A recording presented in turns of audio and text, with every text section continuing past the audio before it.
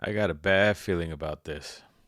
Star Wars Episode 2 Attack of the Clones is next. I will create a grand army of the Republic to counter the increasing threats of the Separatists. Hasn't been a full-scale war since the formation of the Republic. You must join me, Obi-Wan, and together we will destroy the Sith. The dark side clouds everything. In grave danger you are.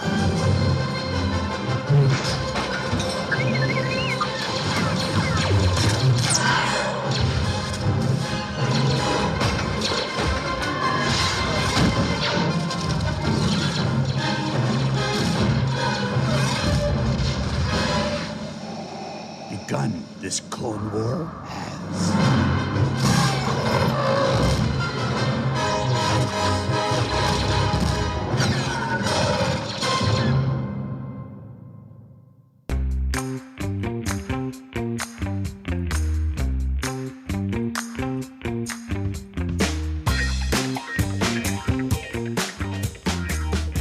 Welcome to Fantasy Picks Movie Edition, the podcast where we, the average viewer, become armchair filmmakers and try to make overhyped movies that did not make it in the box office or were a critical failure and make them better.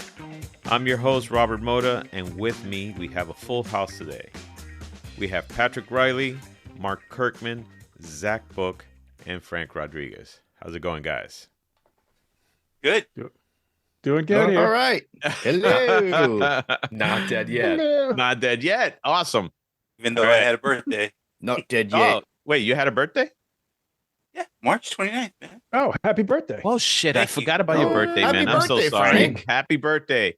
It's Happy all Rain good, Day. all good. Yeah. You know, we could I sing. wish I could forget about it. You know, we could sing happy birthday now, and I don't have to actually give any royalties, right? We could, but let's not. I've got my guitar right here too. Of course he does. Yeah. Zach could just start jamming. All right. So today we're covering the second installment of George Lucas's Star Wars space opera, Episode 2, Attack of the Clones. Ain't that fun? Now, this is a Have movie different that definition this of is fun than I do. this is a movie that out of all of us here, I think the one person that really wanted to cover this was Zach. Because Zach, I believe, has a lot to say about this movie. But first, a brief intro. 10 years after the invasion of Naboo, the galaxy is on the brink of civil war. Under the leadership of a renegade Jedi named Count Dooku, thousands of solar systems threaten to break away from the Galactic Republic. When an assassination attempt is made on Senator Padme Amidala, the former Queen of Naboo, 20-year-old Jedi apprentice Anakin Skywalker is assigned to protect her. In the course of his mission, Anakin discovers his love for Padme as well as his own darker side. Soon, Anakin, Padme, and Obi-Wan Kenobi are drawn into the heart of the Separatist movement and the beginning of the Clone Wars. This movie, very quickly, directed by George Lucas, screenplay by George Lucas and Jonathan Hales, and the story by George Lucas.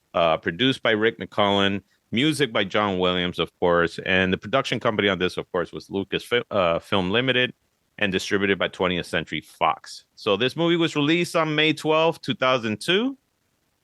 And out of a budget of $115 million, it made $653.8 million. So I think it made its money back. Mhm. Here's the thing about this thing. So normally whenever you see ratings for movies, you always see, especially on Rotten Tomatoes, you always see that the critics are the ones that are harder than the audience. This is one of the few times that the critics actually did something, I would say, had better things to say about this movie than actually the audience, because the critics gave it 65%, but the audience gave it 56%, which is something you just don't see rarely much. So, by the way, the cast on this is Ian McGregor, Natalie Portman, Hayden Christensen, Ian McDermott. You got Samuel L. Jackson, Christopher Lee, Anthony Daniels, Kenny Baker, and Frank Oz. So everybody knows those names by now, but we're going to do a very good job of trying to fucking change all these people, because that's what we do in this podcast. So I think you left out a few more. Well, listen, if I go through the half the podcast will be just me talking about all the credits. The late and great Peter Mayhew. What about him? Oh man, Chewbacca didn't come out in Attack of the Clones. Oh, did he? Did he? No, he came out. It's like my bad. He came out in Revenge of the Sith. Oh, Order man. 66. Yeah, so All right. so this movie had a few awards, and none of them good. so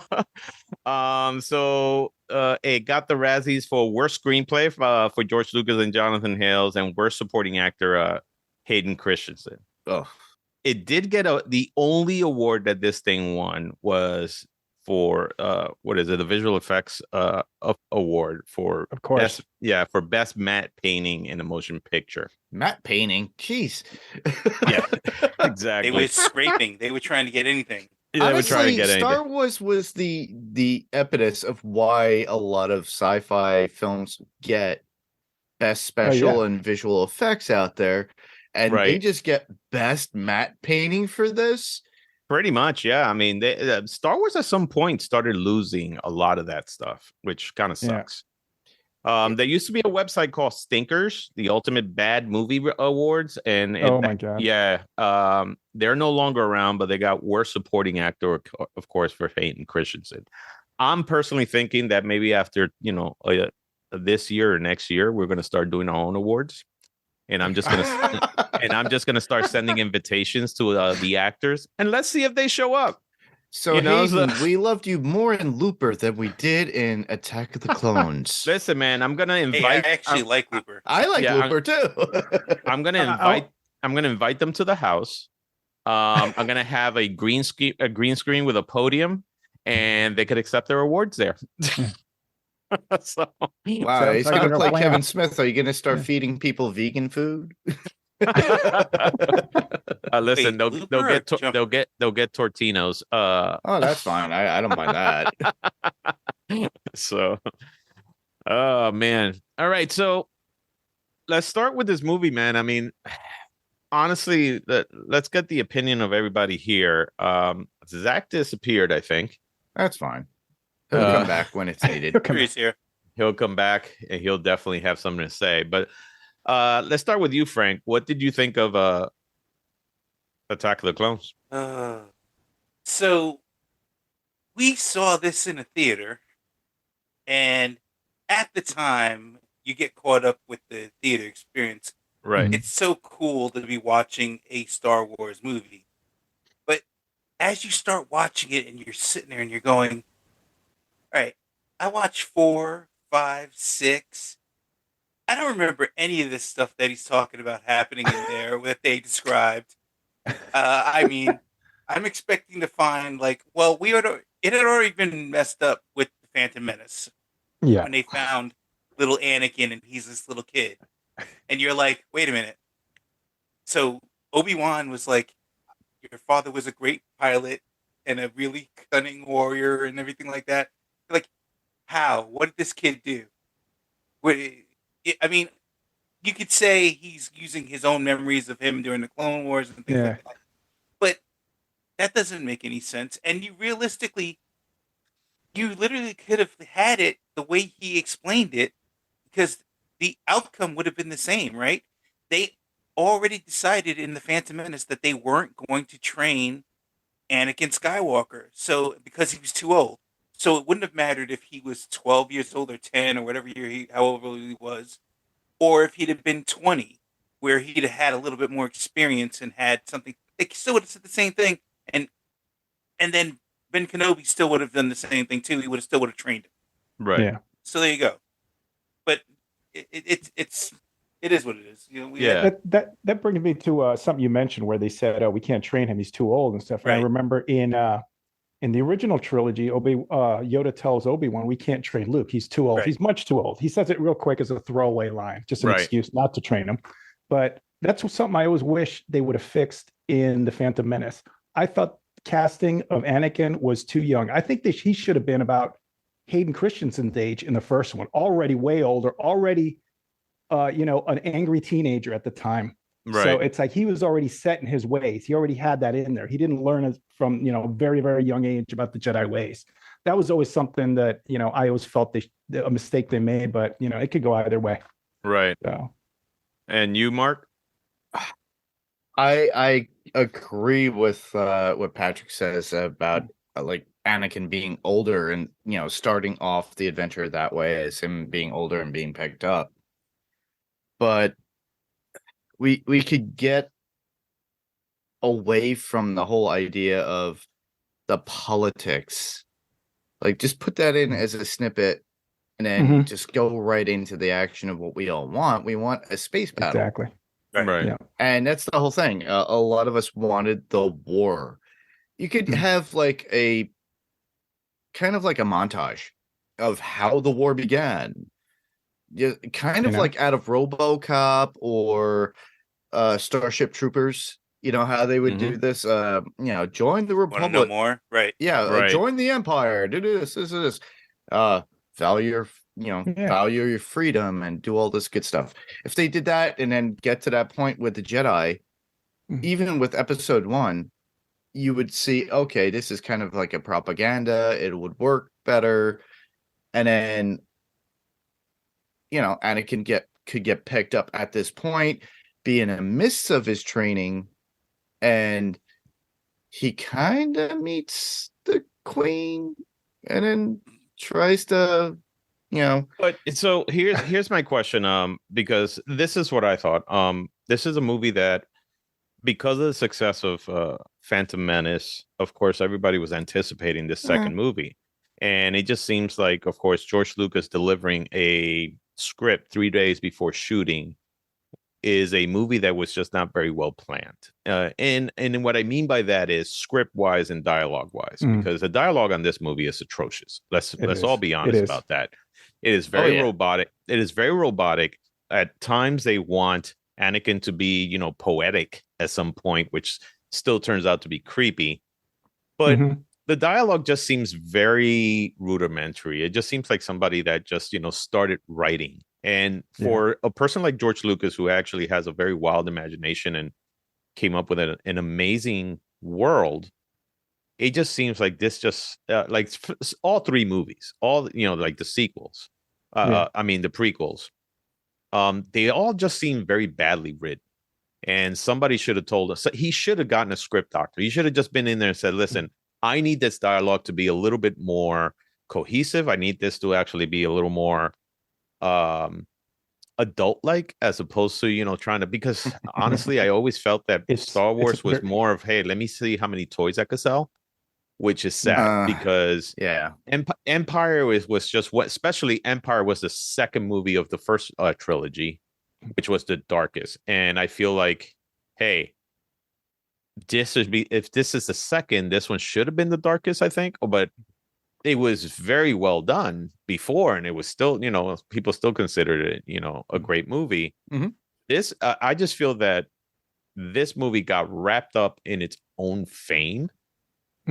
And it got wrapped up in legacy, kind of like what I mentioned before within Episode 4, A New Hope, or the Star Wars, because that's what we all wanted to see.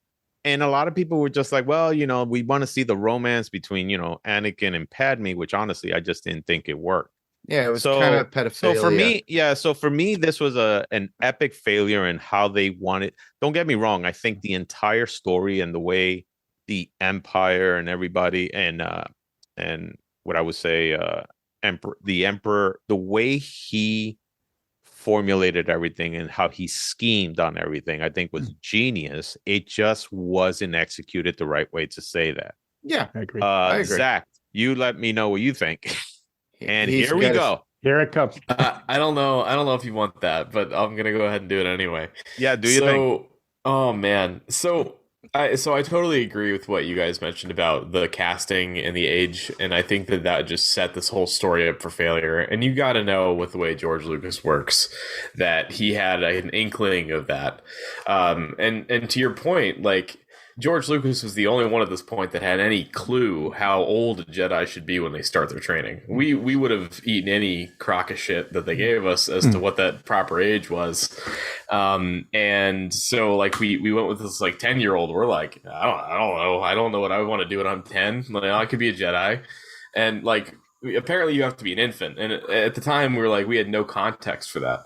So like it completely painted the casting into a corner. Yeah. Now you have Natalie Portman, who's like up there with like some of the most like iconic, like attractive, like female actresses out there. And, you know, she's like a young woman, and I don't know how old she is in Phantom Menace, but not 10. Let's go with that. So, I think she was supposed to be, according to the story, I think she was supposed to be something like 14 or 15 years 16. Old or something like that. Yeah, but she's actually like 19 or something, right? Exactly I don't know. Right. So anyway, and he was actually like 8 or something. Yeah, it wasn't good. So like that was clearly like this big thing. And I watched this movie yesterday in preparation for this, and I could barely stomach. And every time I watch it again and again, it's like it's just set up in a way that's like George Lucas has like the least social and emotional intelligence of any successful person maybe documented in human history. And as much as he's an amazing storyteller and he has just a crazy idea for these overarching themes and created this amazing universe, that is just the complete Achilles heel of that relationship. And it's just really hard to work with. Right. You know, I think that the political stuff's cool. Like one of my favorite characters is Darth Sidious or Chancellor Palpatine. Mm-hmm. I think that the political movements are cool. I shouldn't say that. I think that the let's sit in the Senate with Senator in training Jar Jar Binks is cool, or like things like that. Because I think that there's a lot of motion in the Senate. And actually, one of the deleted scenes that I saw of Padme like bringing this emotion to the Senate was like so much better than anything we actually got. Mm-hmm. But we can get into. I mean, I don't want to just tirade for an hour because I'm pretty sure I'm the reason the Phantom Menace podcast recording was like 17 hours last time. But it's I think that this movie and I forget who mentioned like. Calling back to the fact that, like, oh yeah, your father was this great warrior and fought alongside me in the Clone Wars. Yep. It's like Attack of the Clones isn't even the Clone Wars. Yeah. It is like a complete glimpse in the hey, it started, and then Revenge of the Sith is like, oh okay, it ended, and like there's nothing in between any of that fighting. It's literally like, hey, here it is. Roll credits. Here's Darth Vader. It's like, they found it necessary to have a whole series to. Well, Clone Wars. And frankly, if it wasn't for that series that really ties everything together, like it's just complete cinematic word salad. It doesn't make any sense, and I think that it just had these half-baked kind of. Just pieces of what George thought was relevant to the story, but it like truly wasn't planned out to be an impactful piece of intellectual content. It was really just like, hey, hold my beer, let me tell you a story about Anakin Skywalker. It really wasn't like, we didn't even learn like, in fact, there's nothing endearing about Anakin in the Attack of the Clones movie. No. He's like, he gives off like the rapey lacrosse player vibes. Like he's not a cool guy. No one likes him. You know, he's a man child, and he doesn't really show any like depth as a person. Even as a kid, he wasn't likable. You know, even as when he was a little kid, he wasn't that likable. Right, it's like he didn't really have an arc. You know, he was just like unlikable. What's interesting about that character is that, it starts off as a very immature child, that, you know, in a very whiny, immature child, that just wants things his own way. But then when you look at the Clone Wars, like it took 10 years to really describe what happened with the Clone Wars, because I believe there's 10 seasons of the Clone Wars. And it's a lot, but there's some great stories in there, especially I think the last season of the Clone Wars, which was actually done after Disney took over, you know, Lucasfilm, and they canceled the show, and then they went ahead and gave Dave Filoni the okay to actually finish the Clone Wars. That last season was actually fucking phenomenal and epic. I mean, that's just some of the best story writing I have ever seen. But it took an animated, show to really talk about the Clone Wars. And for those who actually are not following the animated show, it was a very poor execution of how you describe and what really went wrong with, I would say the Senate, the Republic, all these things, how the Empire really took over. All these things just were not covered. The only thing that was covered was a fucking love story that nobody really wanted. And that's the part I think that really pissed off people, because it was a forced love story. It was a love story that did not make any sense. It was a love story that was actually, I mean, you go from being this creepy guy telling a senator after 10 years, really. I mean, first of all, you're an 8-year-old kid. At 8 years old, you are not fucking falling in love with nobody. You want to just fucking play with Legos, or you want to fucking go play with your friends, right? You're not fucking thinking about girls. I mean, you haven't hit fucking puberty yet. So, and not only that, but let's be honest, Padme was more of a maternal figure I to agree Anakin than really a love interest. Yeah. So honestly, when Anakin got introduced back into, or he got to see Padme for the first time in 10 years, it should have been more like, hey, I remember who you are. Yes, I've been following what you've been doing on the Senate. That's awesome. It's great to see you again. There shouldn't have been this whole thing, I think, of, hey, let me just fucking fall in love right away. I've been thinking about her for fucking 10 years. That's all you've been in my mind. Yeah. Fuck, from what I thought, you go into the Jedi Order and your ass is training all the time. Right. You're doing all kinds of, you don't have time for that shit. Yes, no time to be masturbating to the thoughts of Padme. Exactly, man. When I was watching it, the note that I made, I was like, girl, he's a stalker in training. He is. That's exactly what he is. I mean, when she tells him, stop looking at me, it makes me uncomfortable, especially in this day and age. Yeah. We're like, listen, that's it. Boom, done. Because the last thing I need is the galactic Me Too movement to fucking come after me. So I just did. So I just think that I just think that was one of the worst parts of the movie, was that love story. It didn't really explore it. Like, if you ever look at Dr. Zhivago, which was actually one of the movies that George Lucas took inspiration for, in Dr. Zhivago, yes, there was a love story. Yeah. But they explored that love story. She fell in love with this person because of who he was, because of his actions.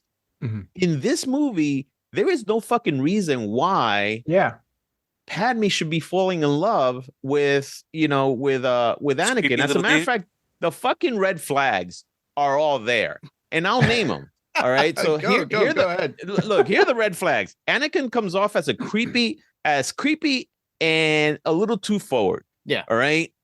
Any chick out there, any chick out there who is older than whatever guy is out there and has half a fucking brain, once they see that, they're like, okay, you know what, dude, get away from me. Comes off as immature, comes off as whiny. At some point, he just starts to whine to her. I mean, I'm sure, again, she'd be like, what the fuck is going on with this kid? Yeah. I left this kid and shit, at the Jedi Order, and he came back as a whiny little bitch. He's condescending. Well, think about it. Luke is just the same way. Isn't Luke a whiny little bitch too? Unfortunately, not on that level, man. Not on that level.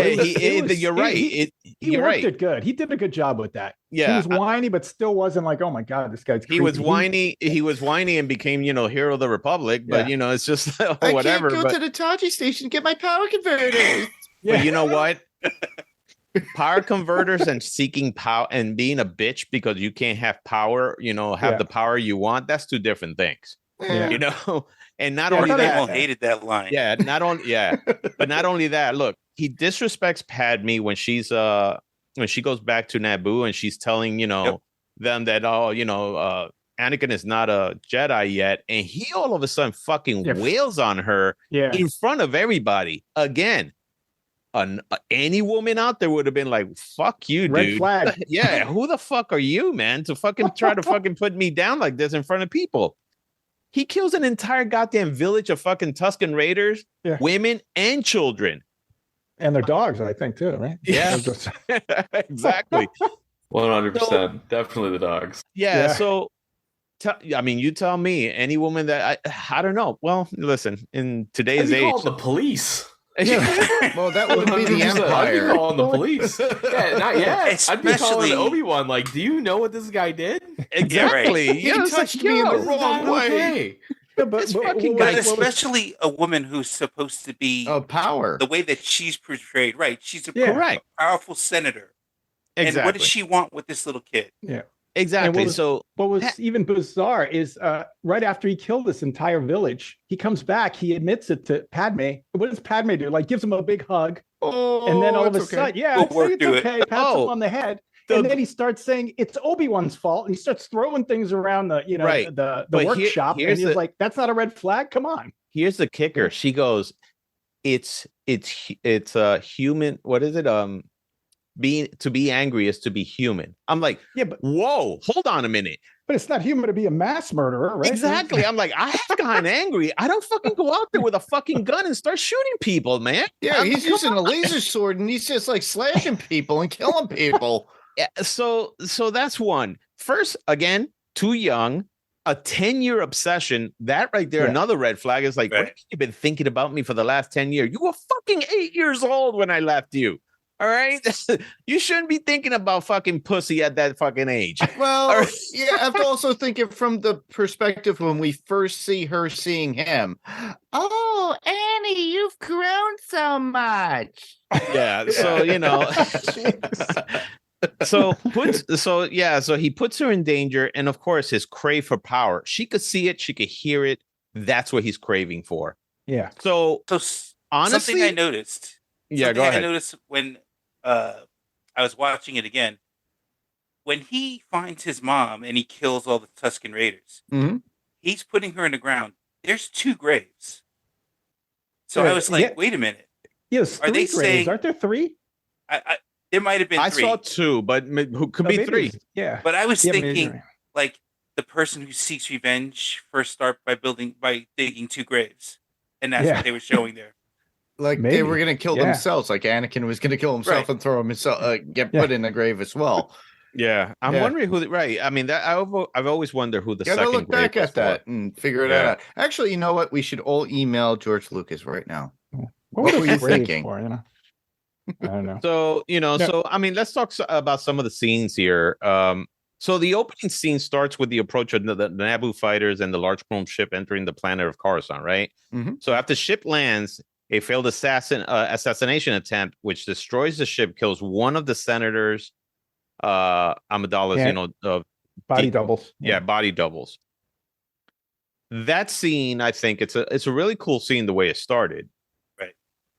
But I just really felt that there was a disconnect of when like her decoy fucking dies. And then it's kind of like move on, right? Yeah, she did her duty. Yeah, she did her duty. Okay, move on. Yeah, she did her duty.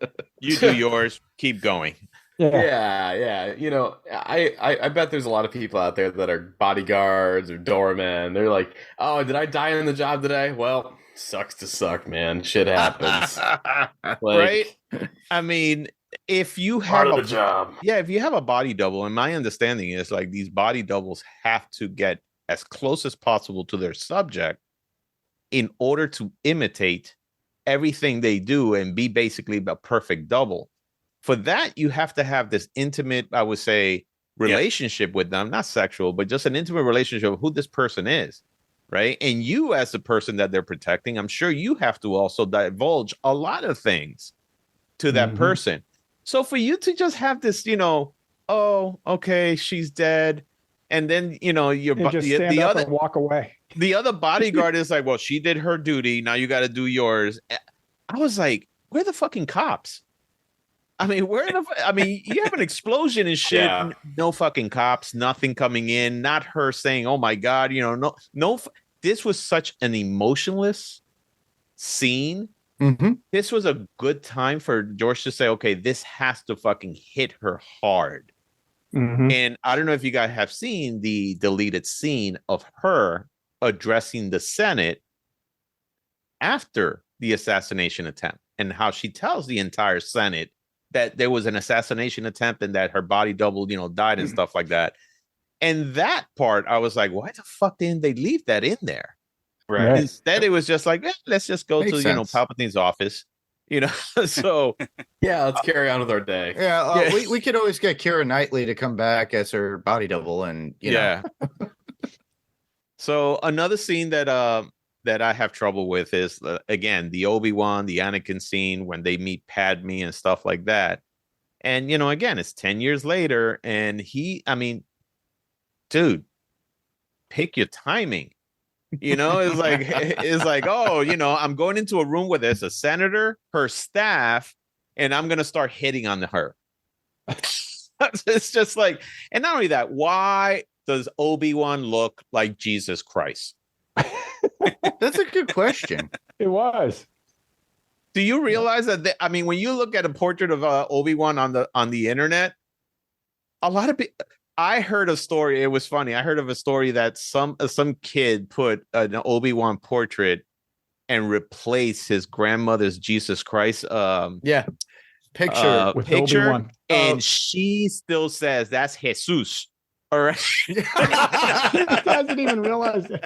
And she is just fucking like, oh, no, that's my Jesus. And they're like, do you realize who you're fucking praying to? Yeah. And so, but yeah, going back to that, so I just thought, again, another scene that just seemed kind of, and of course he comes off creepy and stuff like that. Yeah, definitely Anakin comes off creepy. Obi-Wan comes off as the overprotective older brother kind of mentor, but we find out later that does he really?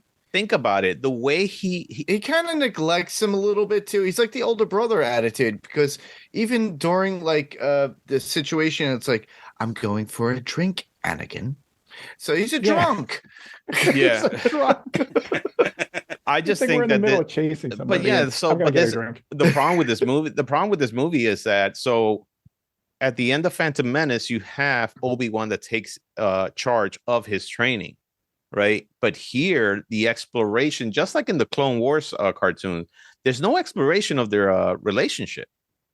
And again, I thought that was really bad writing. It's like, here it is, the mentorship and all this stuff that you're supposed to actually have with this kid. You don't see it. It's more like he just complaining about this kid. Oh, this kid, he thinks he's the fucking best in the world, and he wants to do whatever the fuck he wants, and you know what, stop doing this and stop. He's just complaining about this kid that no wonder he's turning out the way he is, because you suck as a fucking mentor. You're singing the words of blame Qui-Gon, because Qui-Gon created this mess. If you think about it, look at his speech in Phantom Menace saying, "This is the person. We need to teach him. I will train him." And then next thing you know, Qui-Gon's dead. Now Obi-Wan's like, crap, I gotta teach this kid. That's why he started drinking. Exactly. Yeah. And who knows how many lightsabers were probed in during the years. Oh, that's why he's gonna Jesus Christ, man. Oh God, we gotta go there. Here we go. I think that's a worthwhile thing to put a pen in for a second as a theme. So I think that a lot of what is wrong with this movie has to do with the fact that there isn't a lot of preconceived or illustrations of, hey, this is their relationship. It's kind of like when Obi-Wan and Anakin show up at this assignment with Padme, it's like you're misbehaving at a distant relative's house. They're two brothers bickering and you're like, whoa, what are you guys doing? Both of you are being ridiculous. Mm-hmm. And we don't see any of the warm, the rapport building, the relationship, and the context of the relationship even before that. So that, coupled with the fact that we also don't see any of this actual development from, Padme and Anakin relationship. We just see this out of left field. Oh my God.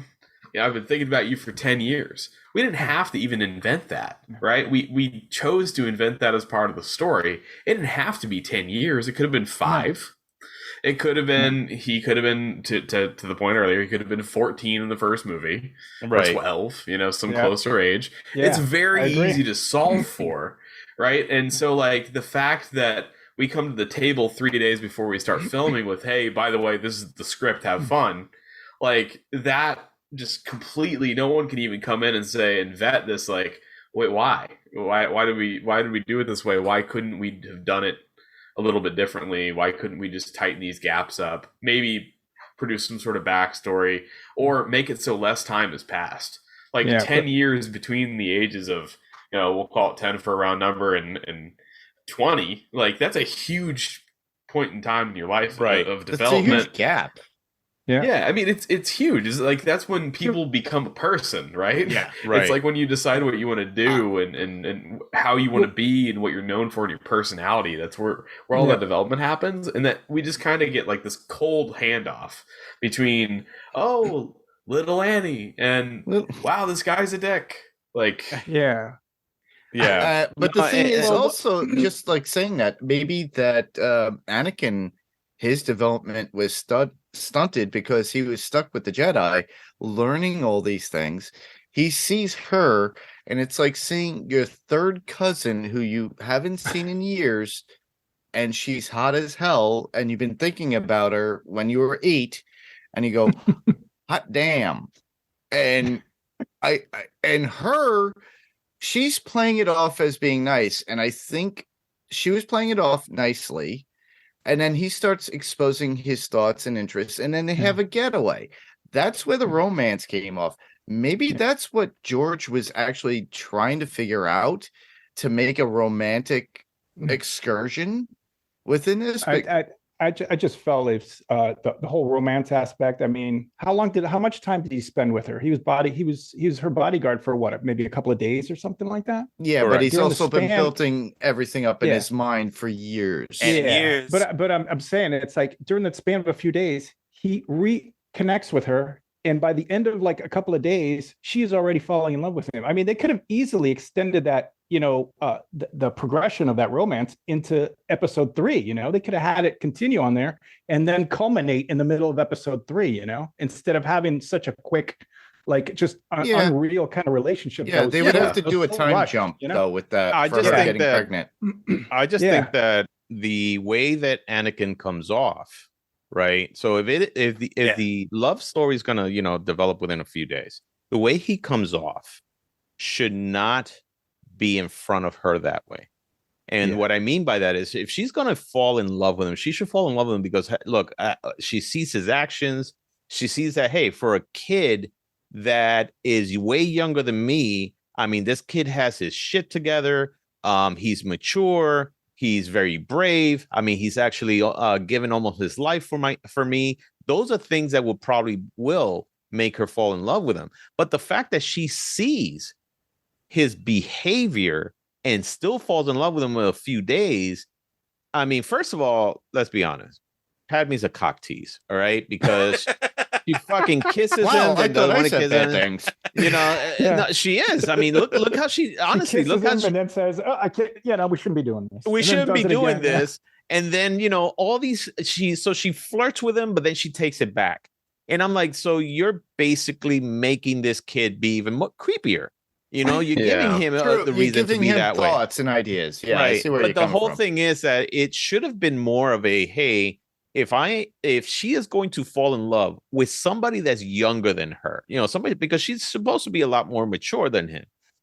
He's supposed to come off, all the things that he did should come later after the relationship, where she goes, oh shit, I didn't realize what I got myself into. Yes. As opposed to, yes, hey, this guy is wrong for me 100%, but fuck it. Yeah. Well, it You know? undermines her character. It undermines her character. It undermines her credibility, Mhm. and it makes her seem like she's two people, right? Like Correct. her character could go through two different personality tests and results, and it's like she truly is a remarkable leader. Obviously, at a very young age, she was this amazing queen and amazing ruler of Naboo, and she became a senator and the new, representative of the Republic. And like all that is huge, right? She is like up there with like Nobel Peace Prize winners, and she's over here dealing with like fucked up Timmy, like as like a love interest, and it's like it's bad news, man. And like I agree, like yes, like we all know Anakin has a dark side, and like obviously at this point, like this is the filling in the gaps part, so we know that like Anakin's gonna become Darth Vader. It's not a secret. Spoiler alert, it's 2023 right now, in case anyone was curious. But like, it's not something that we had in our minds. Like, oh yeah, he's a bad guy. Ah, yeah. No, we're supposed to see how he gets there. Not let's go 0 to 100 from I'm pissed to mass murder. Like, what? He's bipolar. We know this. It's okay. Yeah, but like that's still like it's completely like off base because at this point he hasn't gone through the real suffering. Yeah, he's only gone through I had a bad dream and it involved my mom who I haven't seen in 10 years. I'm sorry to say this, but there's a lot of different ways you can react to something bad happening to even someone as important to you as your mom. And most people's reaction is not go kill a group of indigenous people. No, it's true. And that's why I say that this movie is actually structurally inconsistent because for a character like Darth Vader, so let's be honest, Darth Vader is one of the most iconic villains in movie history. Correct. Right. So when you watch Darth Vader, especially in Empires, where I think Darth Vader was like his most badass out of all, the movies, he's a very cold, calculated fucking leader and killer and everything you could think of. And for a person to be that way, you had to be that way from a very young age. Mm-hmm. So to show Anakin that, okay, you know what? He's talented with the Force. He is powerful, but yet he's still immature. It just doesn't jive that way.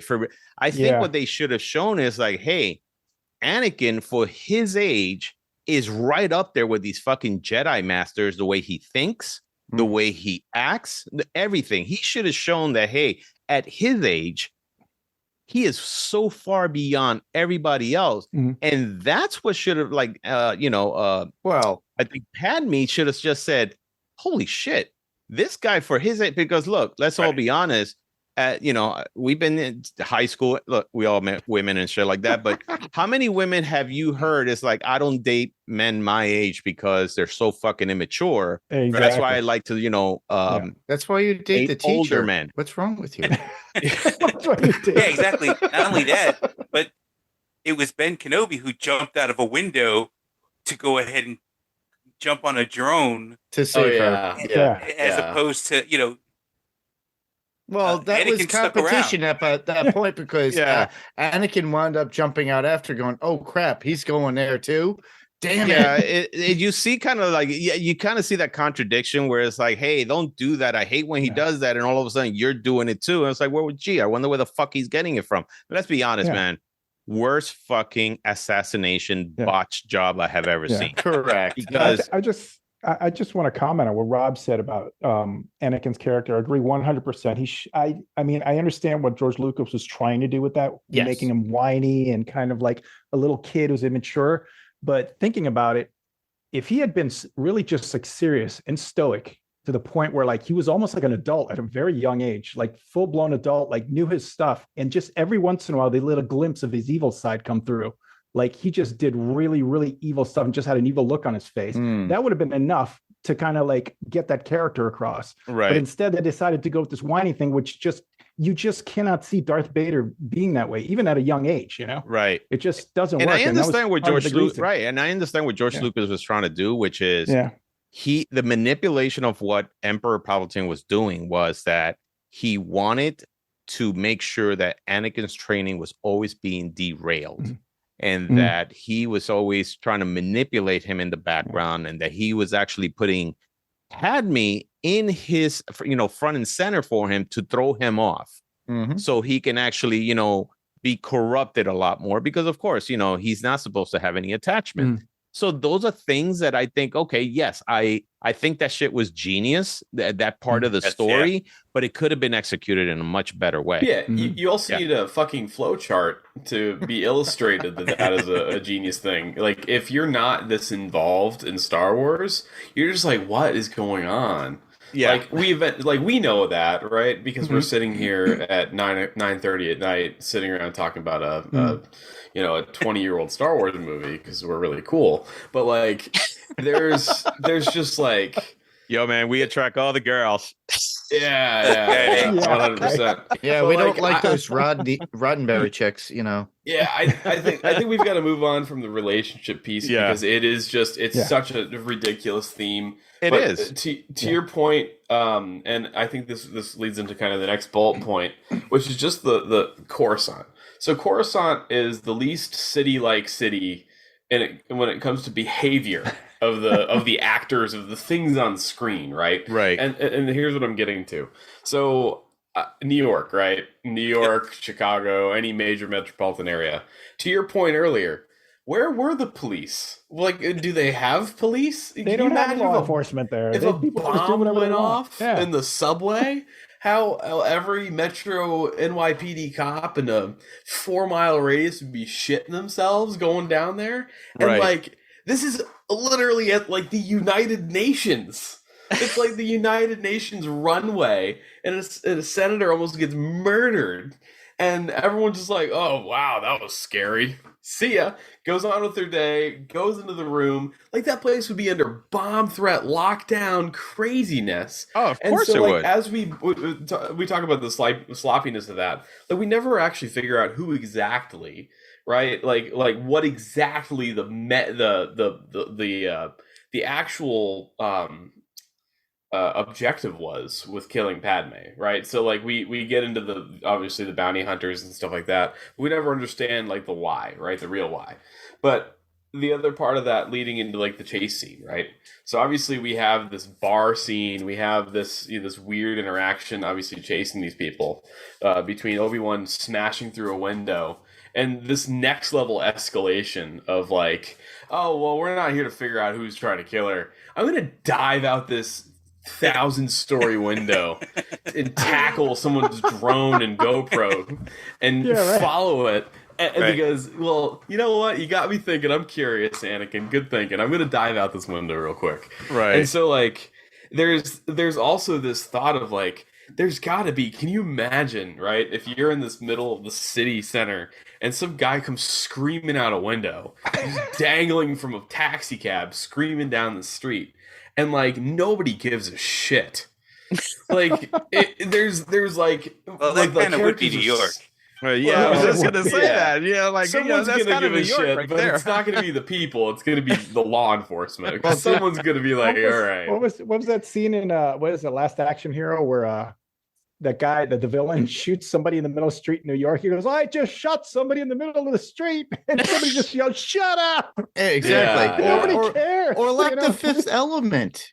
There's things in the Fifth Element that acted just the same that way in the future. So that's the way it is in big cities. But, Zach, you're right. I mean, it's just again, I just think it was just very sloppy writing, because let's be honest, fucking assassination attempt. If you have a droid that can actually open up a hole in there, instead of fucking putting bugs, how about just a gun, shoot the bitch, and that's it. Just drop a bomb in there, man. That's drop a bomb, done. All right, fucking end credits. There you go. But no, it's just like, I'm gonna throw out bugs, and I think again that was just sloppy writing.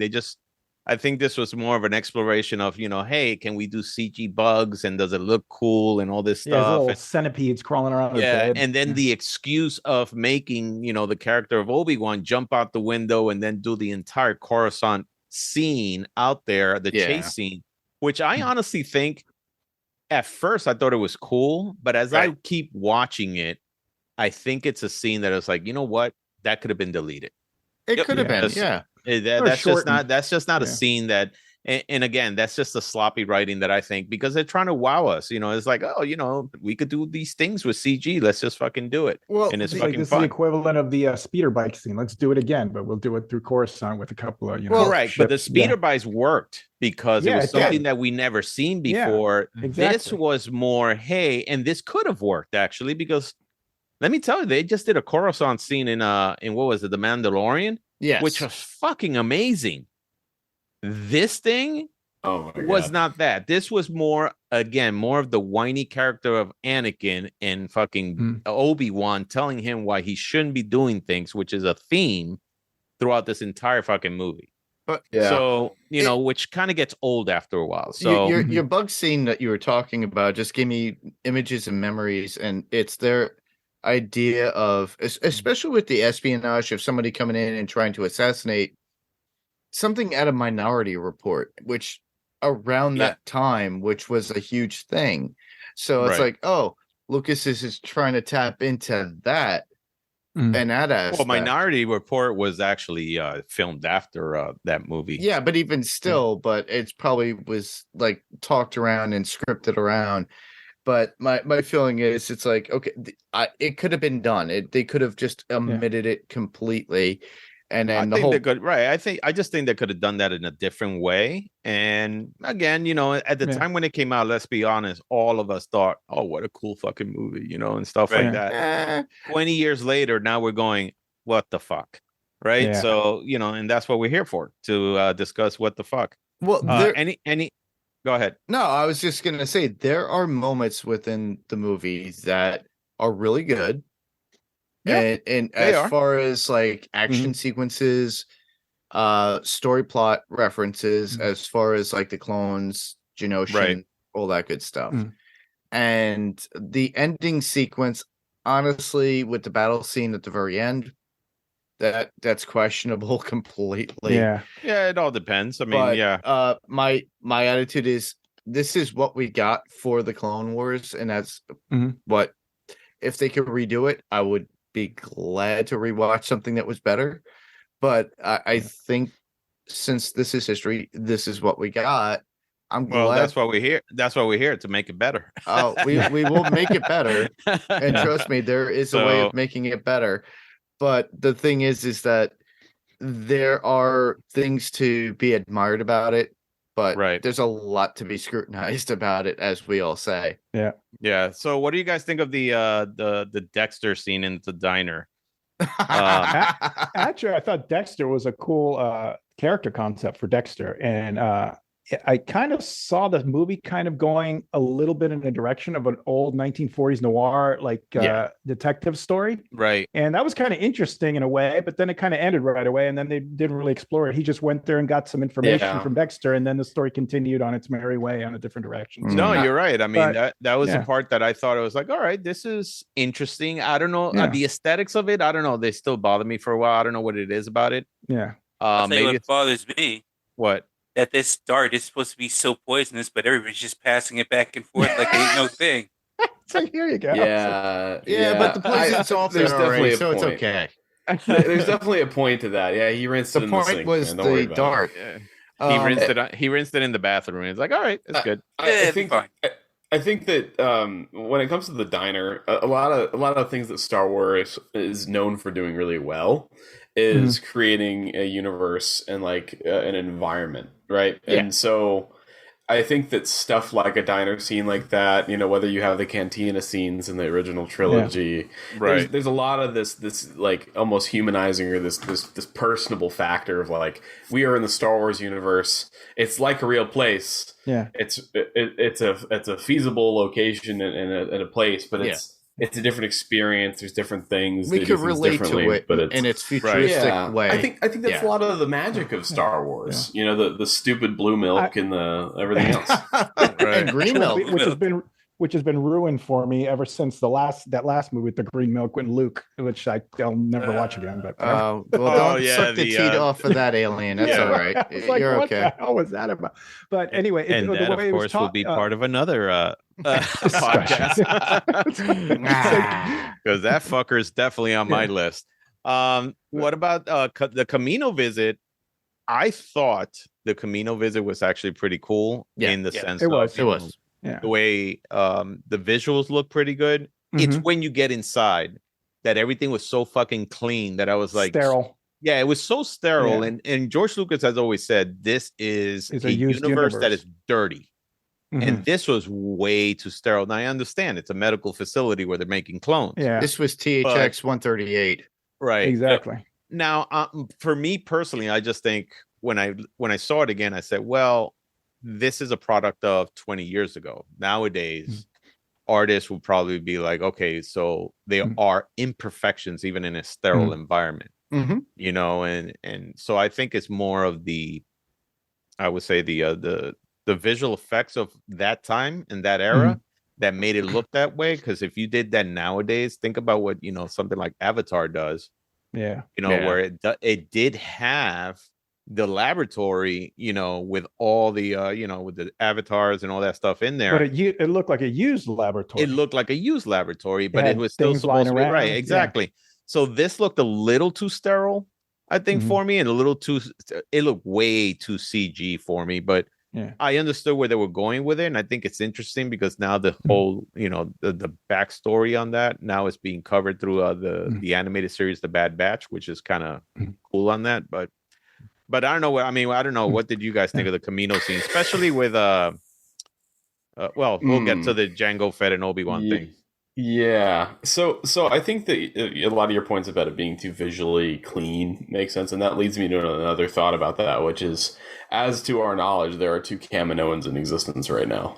They don't, like, what even is that race? What do they do? Where do they come from? Where do they live? Right now, it's just like 2 of them in this weird clone facility. It's like they're living in a hospital basically, and so I think that the Kaminoan planet is cool. But talking about the rest of the visit, we didn't have to use this name. We didn't have to use this character. But Sifo Dyas, this Jedi Master that no one had a clue about before, is introduced. It was like, yeah, this guy did it. We're like, are we supposed to know that guy's name? Like, is that did we miss something? I didn't read that. That's not part of Star Wars that's lore. The thing. That's the thing. It's like we're just introduced to this massive plot, right? Like, and like, by the way, who paid for this? Like, where did the money come from? Can you imagine the amount of legislation that would have to go into this clone army? Like, it's like we have to vote on building a playground for a public school, and these guys are like over here building this multi-trillion-dollar army just out of nowhere with some Jedi's corporate card. It's on a contingency basis. One part that I thought it was actually kind of odd is when Obi-Wan is talking to the Kaminoans. I guess that's what they're called, Kaminoans. And they're basically telling him about something. Obi-Wan Kenobi's acting dumbfounded, like he doesn't know anything, you know, like who did this and who did that? And he's asking him. And the Kaminoans have no clue that Obi-Wan has no clue who these people are. And they should have gotten a clue in their head that this guy is not the guy we're supposed to be talking to. This is somebody else. But no, they were like, oh, we have all the clones ready for you. And, you know, let's go introduce you to Jango. Well, not only that, but he just shows up and they just start divulging. It's like, well, we have the clones for you. And it's like, what, no ID? Like, no fucking ID, no nothing like that.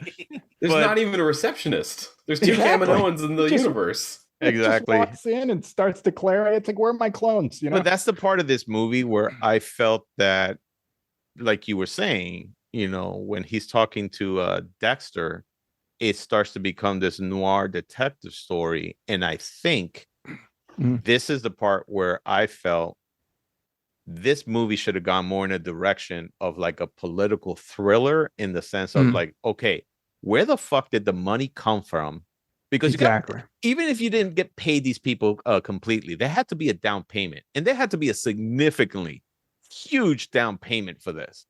Who the fuck is actually authorizing this money? Because it's not the Jedi Senate. Because it's not the Jedis. The Jedis are supposed to be separate from the Senate. So if the Senate gave money for this, I mean, aren't there accountants out there going, hey, where the fuck did all this money go to? Yeah. All right. And if those accountants aren't around, guess what? So that means those accountants were, you know, I don't know, they disappeared mysteriously. That's the part that I feel that should have been more of the mystery of, where did this clone army come from? And how is it that this clone army all of a sudden comes at the right time the Republic needs it? Yeah, I'm still not really clear on Sifo Dyas. It's like they named this guy, and like he died 10 years ago, and you're like, what? I mean, was this some guy that the Palpatine sent to place the order or something? And then Dooku just he was covered more in the comic books and the regular books. But you know what? I don't even know. I mean, I haven't explored none of that shit. I'm sure somebody out there that's actually more versed in that canon can tell us. But I think, if I'm not mistaken, he's used as a scapegoat, and I think like somehow Dooku placed the order.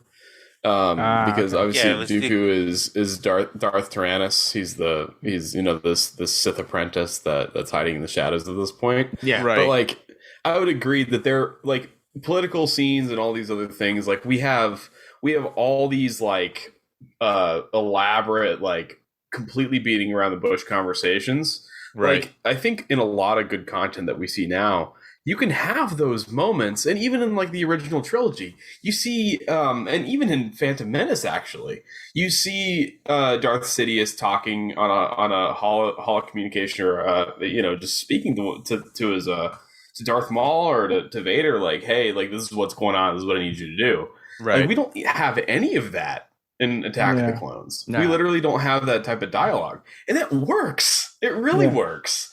And so, like, we have these very strange, loose connections with these weird painted situations. Mm-hmm. And in fact, one of the deleted scenes that I ran into is Obi-Wan in the library. And this brings up another character we can talk about, which is Jocasta, which is one of the Jedi Sentinel or Guardians. She's this Jedi librarian. Oh yeah, right. And so.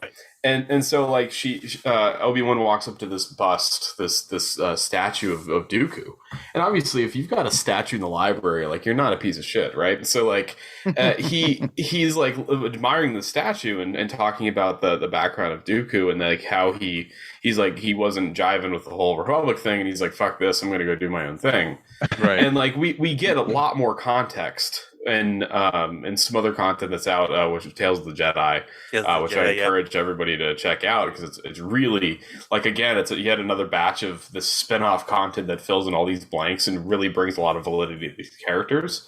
But it's like, we don't even understand, and like obviously George does, right? And in George's mind, oh yeah, Dooku's a fallen Jedi, and like we talk about it a little bit, but like we have no context, right, as to why any of that stuff happens. And so when this all happens, we're like, oh yeah, well, I guess he's leading the separatists.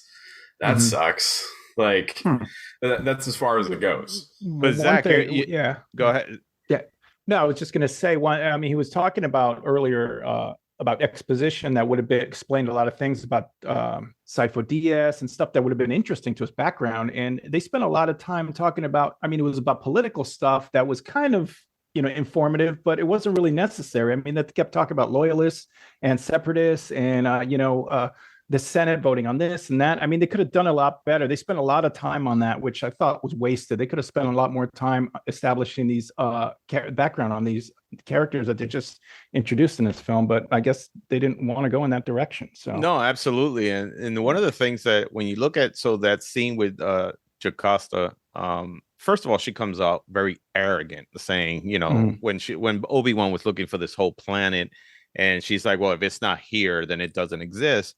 And it's the arrogance of the Jedi and their downfall, what they have actually become, and why this is kind of like their downfall, right? So, but that's not explored. And it's the same thing with like what Zach was saying with Dooku. If you look in the library, there are portraits of, I think it's 10 Jedis, and those are supposed to be a 10, I think, or something like that. And they're supposed to be the 10 Jedis that have actually left the Jedi Order. That was never explained. It would have been so interesting to us, like, like that scene with Dooku, why he left. There should have been more of so at least explain, hey, if he left, that means that the other 10 portraits that are there, was it because of that? Is it because the Jedi Order is kind of going in a trajectory that it shouldn't be going?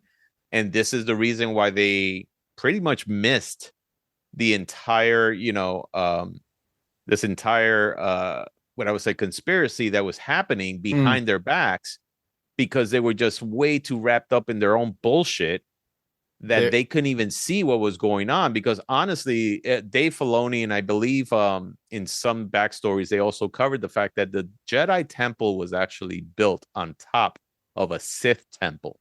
Yes. Hundreds or thousands of years ago. And that's what was clouding, I guess, their minds and stuff like that, where they couldn't really see what was going on.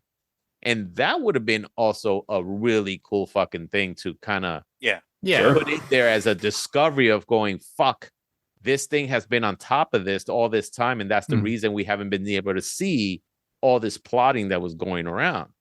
But, but again, it's what I call, lazy writing on that. I'd like to say that with the scene you're talking about, when it's not there, if it's not there, but later on we get justification from Yoda in front of the children, and out of the babes, mouths of babes, the kid says, it's deleted. Meaning that they're so pompous with their attitude of being knowledgeable about everything. It had to come from a child for them to say it was deleted. You Correct. Dumb idiot. That was interesting.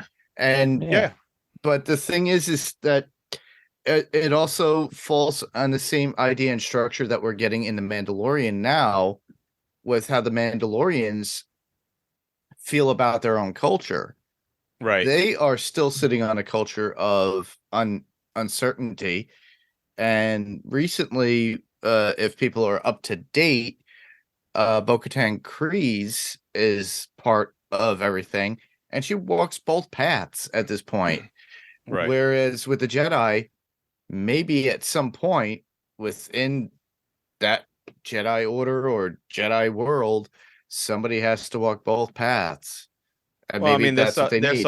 There's a whole thing now where, like, they have in canon the whole Jedi, the High Republic, and that's supposed to take place way before, this whole thing where the Jedi were a lot more, what I would say, they were more loose with their rules. Some of them could have relationships. Some of them can kind of do things a little bit more in the gray area and stuff like that. So basically, you're telling us they could have relationships with women, have children, have a life, kind of like ministers instead of priests. So pretty that much. they could, I mean, think about it. But the whole thing is that it's interesting on how they got so indoctrinated into their own thing that now their they own have culture. like these.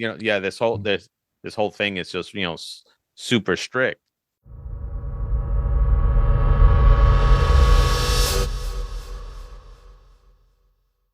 What did you guys think of the Obi-Wan, when he meets Jango Fett? So here's my thought on it very quickly. First of all, I don't think Tamura Morrison is a good actor. I think he's not. I just don't think he is. I think he sucks. I know a lot of people out there are going to probably fucking throw hate mail at me and shit like that. I think as Boba Fett, he fucking sucked.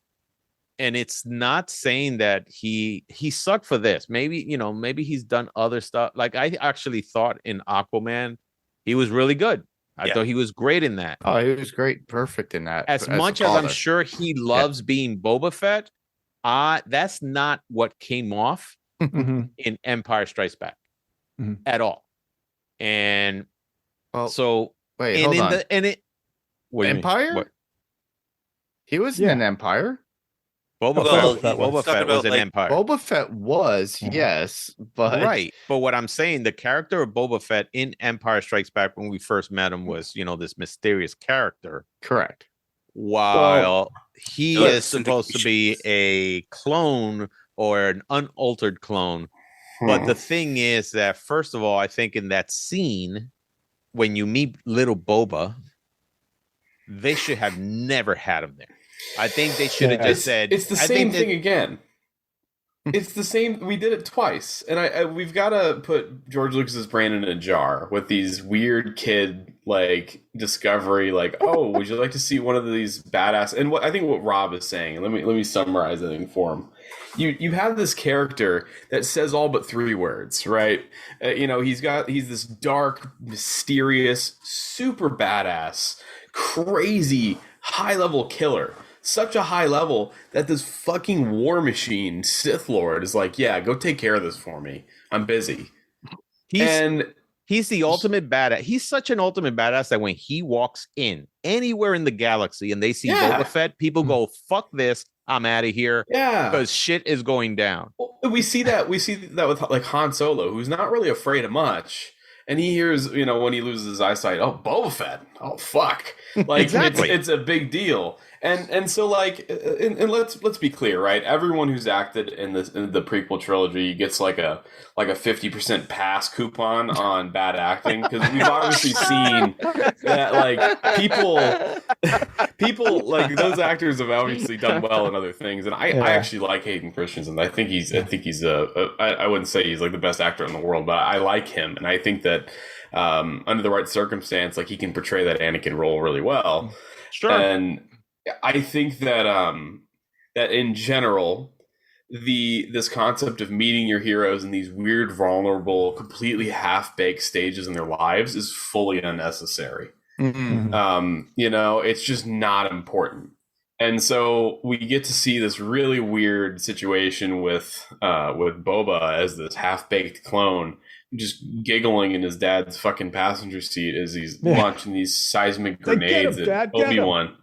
Yeah, it's just completely pointless, right? And like, I think that the interaction with Jango was weird.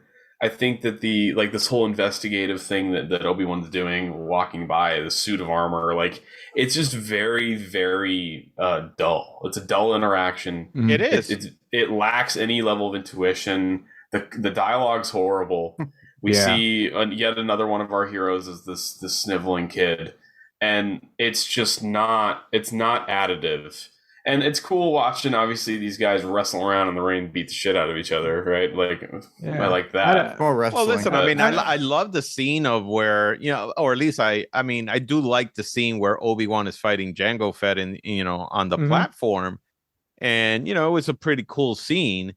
It's just, again, I just think that the whole Boba Fett thing, the way they introduced him, and like you said, just introducing him as a little kind of like just a little conniving kid he just made no sense for me. It's like a little toady, man, if you're gonna fuck it, man, just mention that, hey, he did that, and maybe you show him in the background and don't even show his face, just show him from behind, and people will go, oh shit, that's Boba Fett when he was small, but he doesn't say a fucking word. They could have left it with just, he wanted an unaltered clone for himself, and that would have built the mystery in our heads. Like, exactly. Wow, that makes that makes sense. Yeah, it does. Right.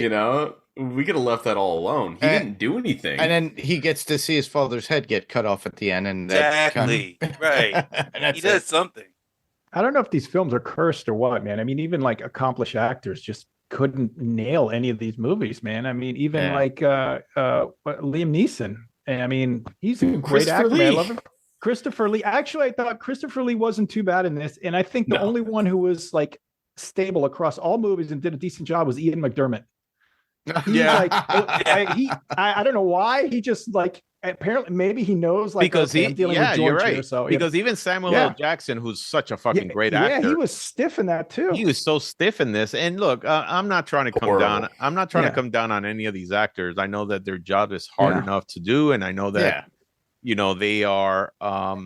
It's a hard job when, especially, you are trying to make it in Hollywood. And of course, it's a hard, tedious job. I mean, some of us have been on sets. And we know that, hey, this just started around maybe, I don't know, 9 in the morning. And it's already fucking, 4 o'clock in the morning the next day. Wait. 9 in the morning? Some people start shooting at 4 a.m. What the? Where are you? Well, that's what. Listen, I've been on commercial shoots, not many film shoots, but what I'm saying is, it's a tedious fucking job. And I know that these actors sometimes, have to wait on set for basically, 18 hours a day just to do their own stuff or whatever, just to do one scene. But again, it's like you were saying, they get a 50% off coupon on this because it's, again, George Lucas script that just, he doesn't know how to write dialogue. He really doesn't. It's completely mechanical. Yeah. So, and I think there's certain things that he was trying to explain. What made Star Wars, A New Hope, Empire Strikes Back, and The Return of the Jedi cool was that, first of all, the first time films like that were ever being made, but this world that he built in our minds, we had something else, I think. Mm-hmm. And even though he showed us something really cool that we never thought about, but when you start thinking about it, it's like, yeah, but what you're showing me is not as cool as that I had up here. And to me, Boba Fett was always the absolute coolest fucking character out of all of Star Wars. Mm-hmm. And to me, it got ruined with that little kid. And I think the actor's name is Daniel Logan. Mm-hmm. I'm not trying to come down on him. I just don't think he was right for that part, and I don't think it was written the right way. And of course, on the Book of Boba Fett, that ruined the character of Boba Fett for me forever. Part should never have existed at all. You know, the what? Yeah, the part. I think it should. It should have been like what Zach was saying before about how it should have been written in, where you just saw the backside of his head. And then maybe it's like, oh, or just mention him on just mentioning, saying, well, who's that? And then Obi-Wan, he could be like, Obi-Wan could be like, hey, who's that? You could build up that mystery, so later, if you ever go visit that character, let's say Disney Plus didn't exist, because at the time Disney Plus didn't exist. But let's say if George said, you know what, if I ever build this character, let's say I give him his own movie. Yeah. In that movie, yes, we could probably reveal parts of his, past and stuff like that, but I could still have him as a badass and this mysterious character, as opposed to this little tiny kid that was just, Damien, from The Omen. All right, so moving on that. So Anakin trying to save his mother, that scene, I mean, awkward. Yes, it was. I just thought it's like she had been kidnapped. She, according to her husband, what is it, Klieg Lars? Right. Said she had been kidnapped a month ago. He finds her after a month, and within 30 seconds of finding her, she just dies. Yeah. It's like, what are the odds of that? He finds her 30 seconds before she dies. I waited just for you to die. Yeah, exactly. Yeah. I think one of the worst things about that whole interchange is the whole Klieg Lars thing. Yeah, I think that my favorite part in this movie, which I can't believe Rob left out of the notes, which is Watto. Oh God! The old Watto. Gotta be my favorite character ever. A Jedi. What do you know? Like, oh man! Like, it's just he's got to be the best thing in that movie. But no, I think that whole interaction around his mother. And obviously the thing that we already talked about that follows, which is this ethnic cleansing of Tusken Raiders, like it's intense, and it's completely out of left field. And at this point, if anyone's rooting for Anakin, they're watching the wrong movie. Exactly. And it's like it completely, and I think not just in the love story, if you want to call it that, but just as viewers, if we didn't have the context of what Anakin was supposed to be and that he's eventually redeemed, like it was just absolute heinous behavior. Like it's just not, it's not even almost like, it doesn't even help him as a villain. Like, because I think that what makes a really great villain is like people that you can almost relate to, villains that have a cause and a reason. This guy's just mentally ill. Yeah. Like you don't even have a connection to him. Like he's just so far out. That's why gun laws were made, Zach. They made gun laws for that reason. Lightsaber laws are needed in the Republic and the Empire at this point. Lightsaber control? Yeah. Okay. Yeah.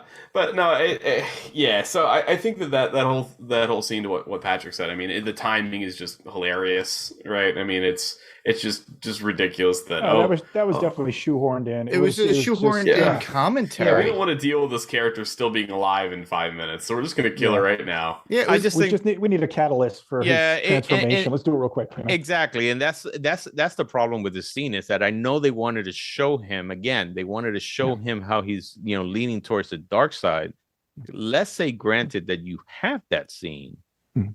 don't fucking divulge what you just did to Padme. Just say I found it and I have done things that I am not proud of or something like that, and that's it. Leave it at that. Yeah. And leave that as, hey, this fucking guy is evil, hasn't told anybody what the fuck he did, or nobody's ever gonna know what he did unless somebody goes I took care of it. I took that's care what of I it. was thinking. Yeah. Yeah. Not, You know, not it's like- oh yeah, I killed everything I could find. Yeah, it's like, oh, because they're animals and things like that. Think about the time that, think about the times we live in now and how much hatred there is for certain groups out there. Yeah. And that's what that's what this reminded me of. It's just get his mom, come back, she dead, and say something, I did something very bad to Padme, and cut scene and go forward. They didn't have to go into the actual visuals of everything. I don't know. So here's my thought on that. I thought that if we are going to see him go down that dark path, and I know it's a PG movie and stuff like that, but PG-13. Oh, okay. Yeah. No, it wasn't PG-13. It was PG because PG-13 was Attack of the Clones because of the scene of Anakin being burnt. We're doing the Attack of the Clones, and it was PG-13. Revenge of the Sith you're talking about. Revenge of the Sith. Well, that's what I meant. I'm sorry. So, yeah, I mean, Attack of the Clone is PG, and I know that Revenge of the Sith is a PG-13. But that being said, it would have been kind of a cool scene to see. I know it would have been a little dark, but just to kind of see him fucking go crazy on how, but also show the terror of the Tusken Raiders on, hey, he killed all the males, now he's going after the females and the children, and show at least the terror of what these these indigenous people are going through because of him, because I know they're supposed to be raiders and a lot of people hate him in the planet, but at least show that part and then have him go, like Zach said, I took care of it. And that's it. And that would have had a shadow, right? Of him force choking a kid. You know what I mean? Or they could have human. Jesus Christ, dude. I hate saying this. All right, I hate saying this about a fictitious alien race, but they could have humanized the Tusken Raiders beforehand. Show a quick scene of them having a festival day, loving and having fun, and then Anakin coming in. And it's probably because of timing, and I know they tried to do that on the Book of Boba Fett, where they showed him more as a that there was a culture. They did show a little scene. I think it was like a little Tusken Raider kid playing with one of the dogs or something, one of their weird Tusken dogs or whatever. Those things are. But that kind of, but that was Raiders. Yeah. So I know they just touched upon it, but I think to really show how fucked up he is in the head. Yeah. And what's driving him to do this, then fine. If you're going to have the mom die or something like that, which I still think it was stupid, the fact that she dies just when he gets there. I just think that what they should have done is just say, hey, fuck it. We'll show how these Tusken Raiders are fucking horrified at what he's even doing. Yeah. But he never mentions it. And it's always there. It's something that, hey, this happened. And nobody knows that this guy's a fucking psycho. That would have been a better way to handle it in the context of that movie. But I gotta believe that George had a better outline overall. And I honestly think that if we were going to put this in at all, it should have been a precursor more directly to the idea of the Darth Plagueis thing in Revenge of the Sith, and talking about how he can save people from dying. Because it's not even fresh in his mind. Like, another 8 years go by, and one day he's just like, I gotta save people from dying again, and like it's just so out of left field, and like obviously he has these dreams about Padme, and like I get it, right? But like it's a speed bump, and it's transactional in the way it feels, and it's just in the same way that nobody gives a shit that a bomb went off, nobody gives a shit that Anakin killed a bunch of people, and it's just like it's completely. It's devoid of any emotional context. It is. No, absolutely. So moving on to the arena battle. I have a problem with fucking bugs being the ones that first of all, I have a problem with bugs in real life, but that being said, I have a problem with bugs being the ones that designed the Death Star. Oh, okay. if you really think that's about it, why the plumbing was bad. Yeah. Yeah. There you go. They The were bugs working on don't poop bug-sized in a shits, toilet. not human-sized shits. but if you think about how, so I guess what's the name of the bug?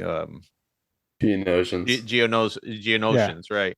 So the Geonosians are supposed to be this technologically advanced race, Mud hut living. Bugs. but they still live like fucking bugs underground. Well, that's what a mud hut is. They're like wasps. It shoot bubbles at each other. They don't even have running water or electricity, but they're building battle droids. Yeah. Right, exactly. So that to me was like the most disconnected fucking thing. It's like, so if you're gonna have bug, maybe you should have them in a very advanced type of technologically advanced, No, everything is underground. If you look at the structures, which I think it was actually very, the art direction on that was actually pretty cool, which is like the arena looked like it was made and it was ancient. Yeah. Yes. Right. The society definitely harkens back. It was the Colosseum. Exactly. But it was. They're making battle droids, and all of a sudden they're the ones that came up with the Death Star, which kind of gets retconned in Rogue One, because then now it's like everything is like being designed by scientists and stuff, and like all these engineers, and that was sprinkled in weird. They kind of backpedaled it at one point. Yeah, I didn't even think about that. But even in Andor, think about Andor as well. Andor, even on Disney Plus on Andor, they had people that were, and that's why we find out how there is a flaw in the Death Star.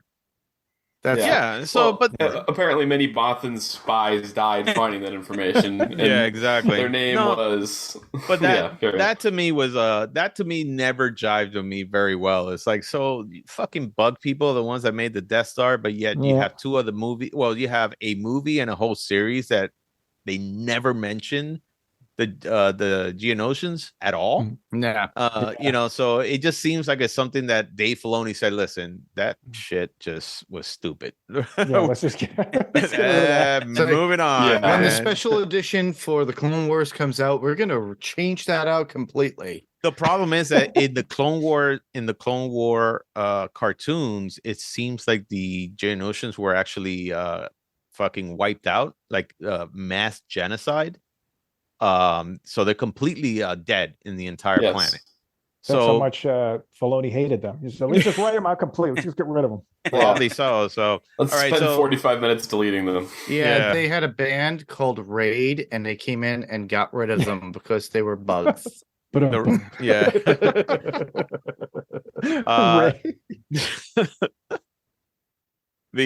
clone battles. I mean, here's the part. I mean, this is the first time we ever saw a shitload of Jedis all of a sudden going into battle, and I thought we all thought that was the coolest fucking thing in the world. Oh yeah, definitely. But it definitely showed that, hey, the Jedis are not that all powerful, because I think they started with like 50 and there was like maybe 10 left. Right. Well, Rob, they're keepers of the peace, not soldiers. Oh, that is true. That is true. I stand They didn't corrected. have their armor, nothing. But I thought it was a cool scene. It's just, of course, having InSync in there. It's like, okay, whatever. The band InSync. They were in that. Yeah, they were.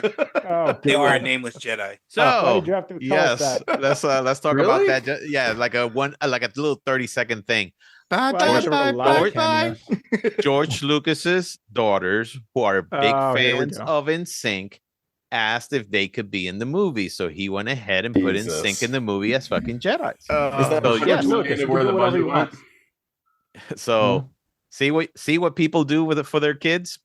Okay, so that being said, the clone battle I thought was okay. It was all right. Yeah, it was. I mean, it wasn't bad. What did you guys think of the arena battle with the creatures and stuff? I thought it was all right. I thought it was like a throwback to the Ray Harryhausen movies of the 70s and 60s and stuff. I'm a huge fan of Ray Harryhausen films. I covered that on. That was probably one of the few that was somewhat enjoyable, but it was not by a lot. Yeah, it did harken back to that. Yeah. I think the funniest is that Padme upstages both Anakin and Obi-Wan. Yeah. Can we talk about the white outfit?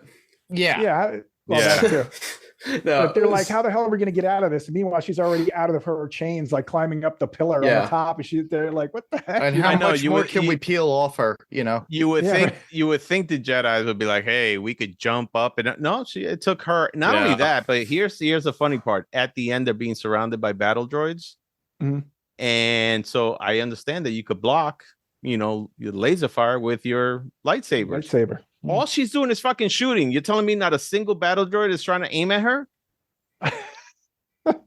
They're probably all going, listen. They can't see white. Listen, they're all probably just going, that's a hot ass. We're going to do that shit. It's a hot bitch. See those abs? We are going to gangbang this chick after these guys are dead. Wow, and I thought I was bad. Okay. I figured out part of this is getting deleted to save time. Legion of fucking battle droids and shit with with battle dildos just going after her. What? They know how to vibrate very well because they are machines. Okay, Rob. No. Rob, and that concludes the rated R portion of our podcast. Yeah. This took a weird turn. So like I don't want to just bury this movie repeatedly, but I in the sake of continuing to do that, right? So the I don't want to do it, but I'm going to do it anyway. So like when we're talking about the arena battle, I think that another like sin of the Star Wars universe, especially in the prequels, is that there are so many minor Jedi names that we see throughout this film that we just don't talk about, and it's again something that's revisited in the Clone Wars. Ayla Secura. Like Plo Koon, like all these different Jedi that you see fighting in this battle that you've literally not had a conversation with, that end up being these cool characters throughout, right? So like you obviously have the imminent demise of Jango, who's been on screen now for an hour, is all we get of him for Blue Boba Fett, and so like we obviously have him die. We've got like these random cameos of InSync alongside these Jedi that.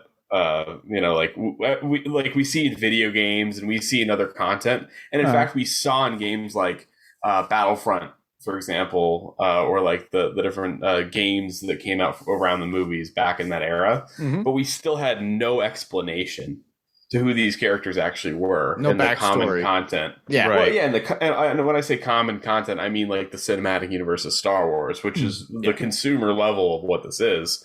We have no earthly idea of like half the characters that we witness, and so it's interesting to me because a lot of that also comes back to like this whole merchandising thing, right? So we have all these different characters and all these different things, and from the very beginning, right, when we were talking about the original trilogy and how like Ewoks came about and everything else, I gotta tell you, if people were the target audience for like kids getting action figures, I had zero Ewoks and a whole lot of Darth Vaders and Stormtroopers. Yeah. And so, like, I find that weird merchandising, fan service, or driving toy sales and driving this brand recognition, it failed every time, right? Yeah. It's weird that we continued to see that being tried. It's like they basically made these characters that were so approachable. But like we saw some of those action figures come about. And I think that's just one weird piece of commentary about Star Wars, that we see these minor characters show up in these ways that like their names aren't even introduced, but we have their name on a box.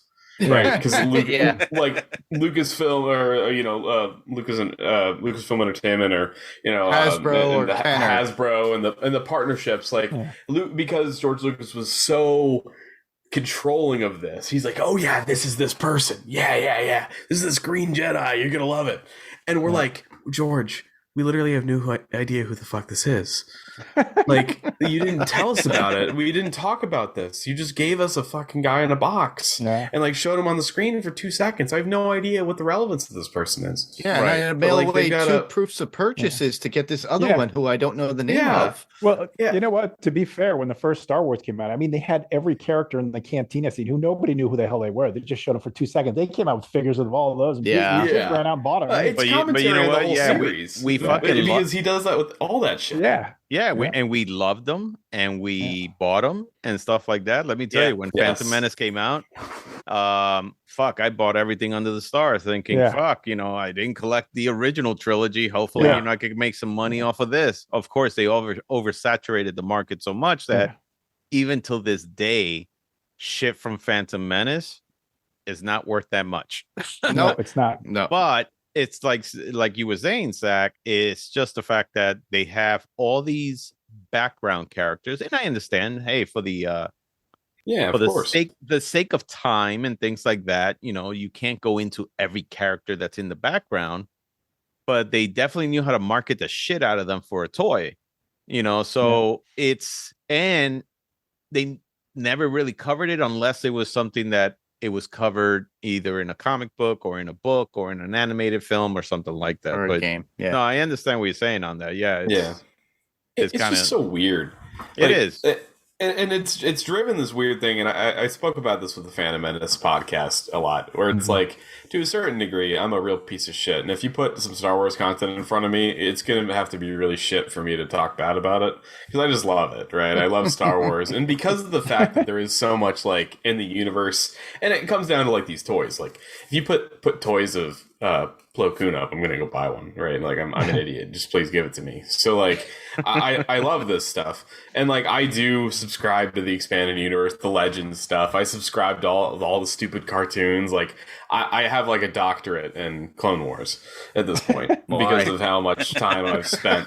Like with the actual animated stuff and like with the actual stories around it, because I think that the era is really important, regardless of the fact that we have such shitty cinematic representation. Yes. But like the average consumer is like, I casually enjoyed the original trilogy, and then I look at the prequel trilogy and I'm like, wow, what the fuck, right? and like obviously we're here because we're not those people, and we're lamenting the death of this movie because like it's of relevance to us, but it's just no, but you're right. We're all look, every one of us here are fans. Every one of us here grew up with Star Wars.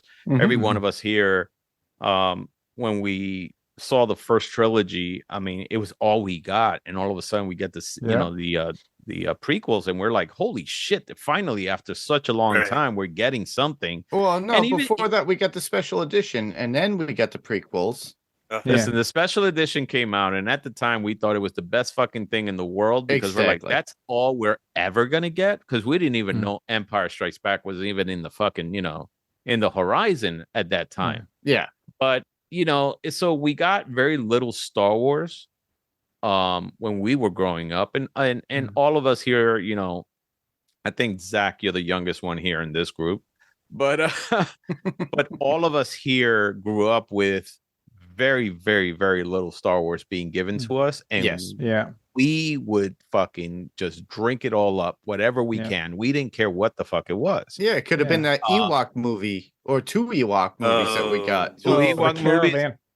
And let me tell you, I enjoyed them anyway. Why? Because we weren't getting any more Star Wars. It was like, this is all there is. The holiday special. Oh, we got the holiday, from holiday special to the Ewok movies, the the Droid and Ewok cartoons. Oh yeah, I remember that. Yeah, we ate it all up because it was a world that we were so fascinated by. Yeah, and we wanted more. So guess what? We did get more, and we got way more than probably we needed.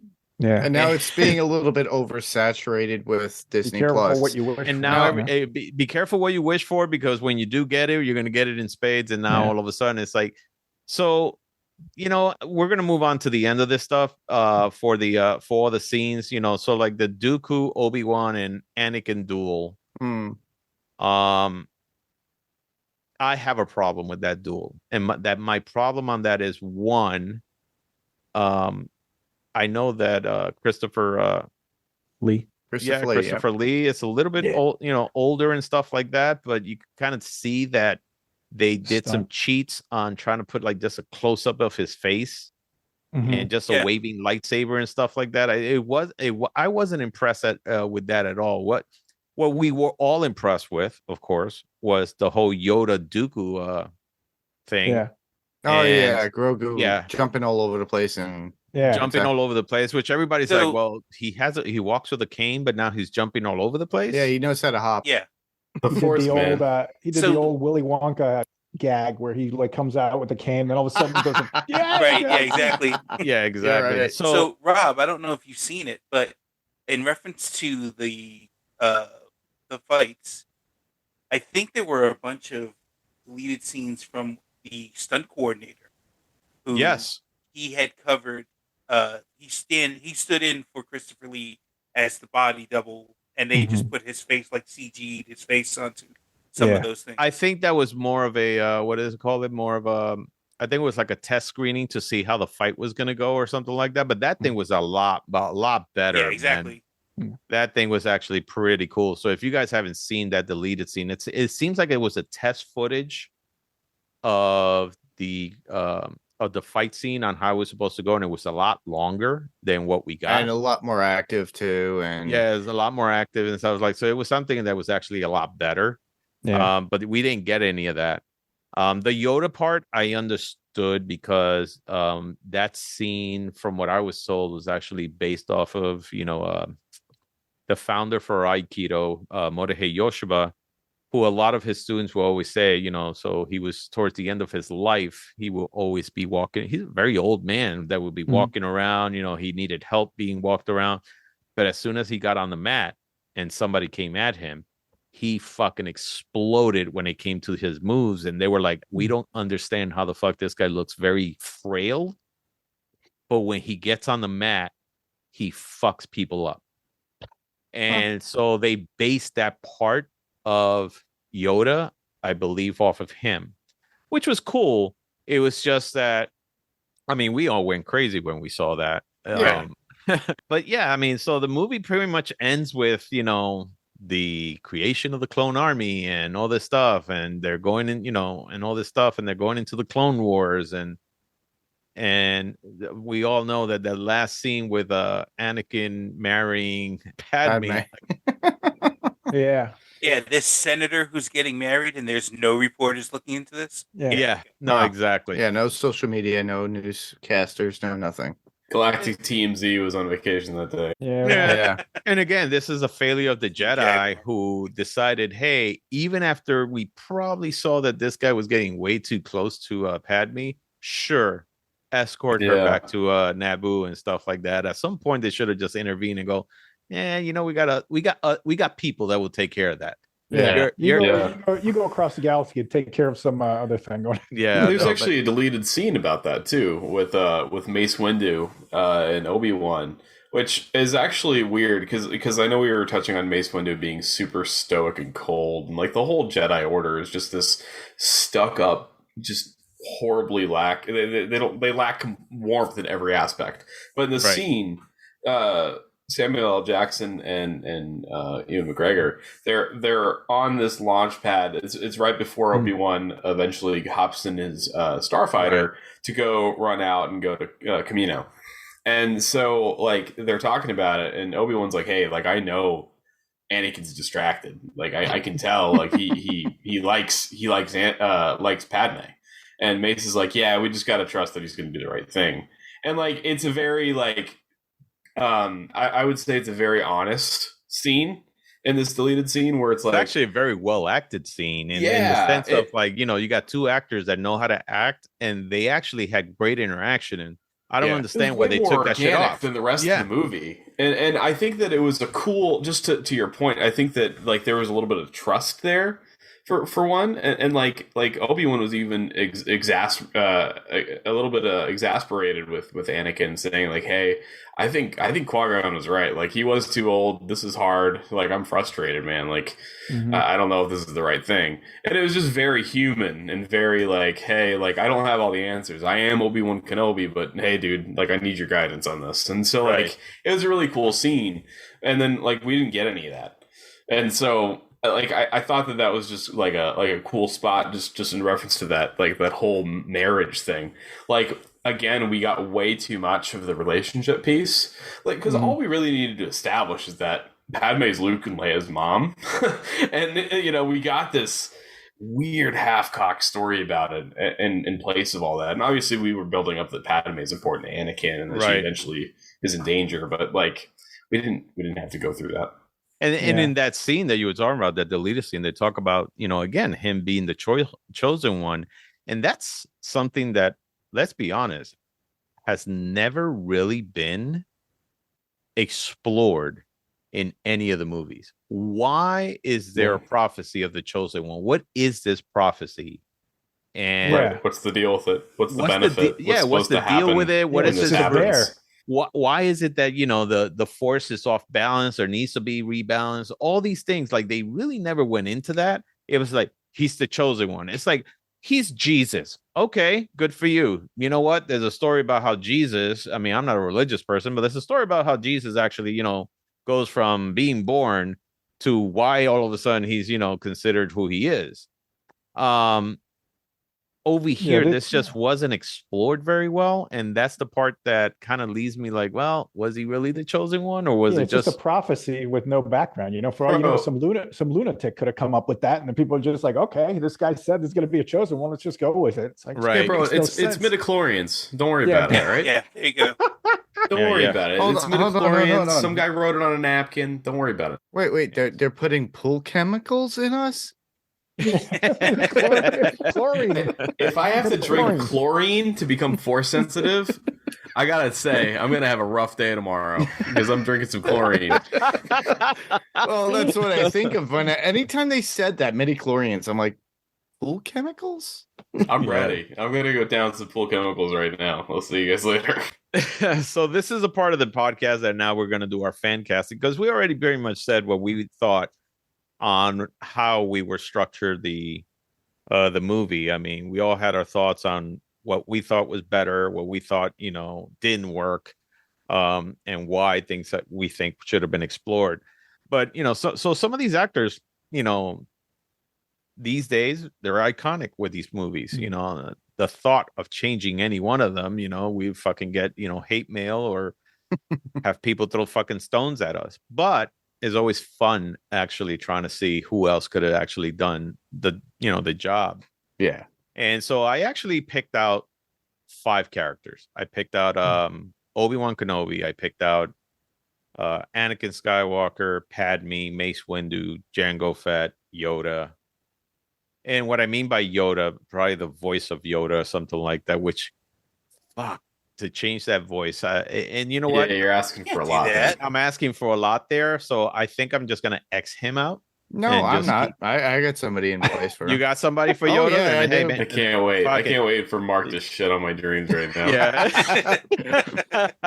Yeah. And then, of course, Count Dooku and Emperor Palpatine. So I want to start with Obi-Wan. So Obi-Wan, of course, played by the fucking great, talented Ian McGregor. And of course, once he played it, we couldn't see anybody else in that, in that, character. Mm.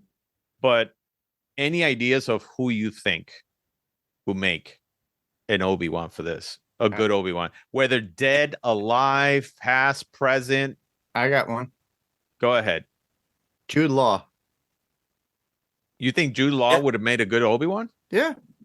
Give him. Okay. Yeah, he's English, but he would also be able to pass for it just the same, around the same age as Ewan McGregor.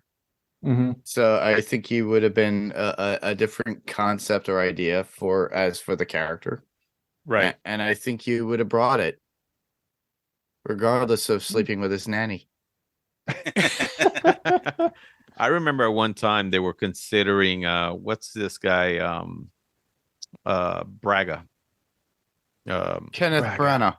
Kenneth Branagh. Yeah, Kenneth Branagh. It would have been pretty good. That was a thought a long time ago. They thought, and they actually did some comparisons between what Kenneth Branagh looks like, and what Alec Guinness looks like, and they look almost the same, So that they were.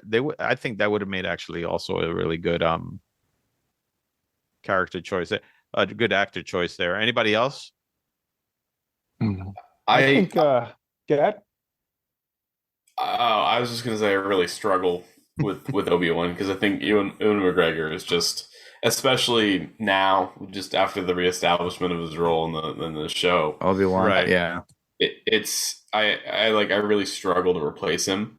I play around obviously with the sake of this exercise with like someone like a Viggo Mortensen because of his role as like Aragon. Right. I see that like a little bit of the more serious sort of side, but I don't know. It's hard for me to really put someone in there. No, Vigo's good. So we got Viggo, we got Jude Law, Kenneth Braga, Branagh. Okay, Branagh. Okay. So out of those three, anybody else? Yeah, I think I'm gonna try for Mace Windu here. I mean, he was supposed to be No. Let's stick with Obi-Wan first. Yeah, let's stick with Obi-Wan first. Right. Okay. Because we're gonna pick one. We're gonna pick one actor. So out of those three, which one do you think would actually will be our fan cast for today? So it's Jude Law. Who else? Jude Law, Kenneth Branagh, and who was the other one? You just mentioned it. Who was it?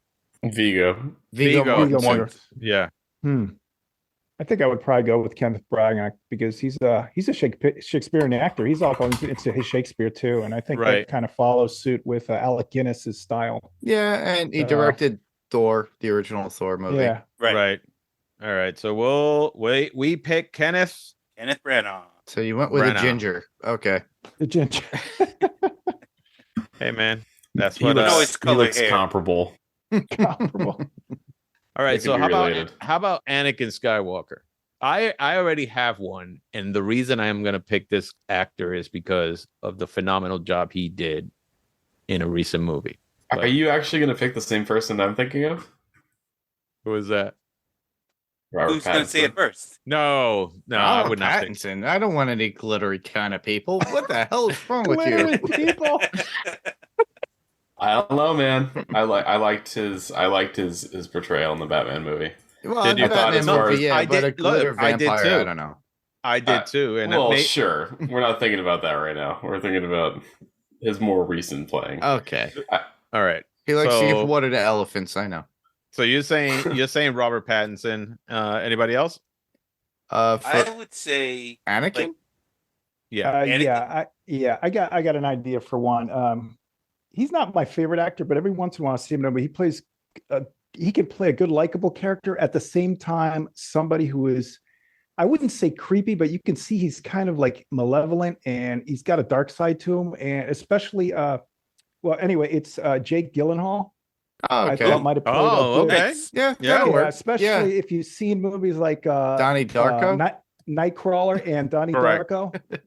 And I mean, that guy can play like it's almost serial killer like, which might have been an interesting way to go with Anakin. You know, he's like likable and stuff. Well, he is Kraven the Hunter now, so right. It's okay. Yeah. Yes. Oh, really?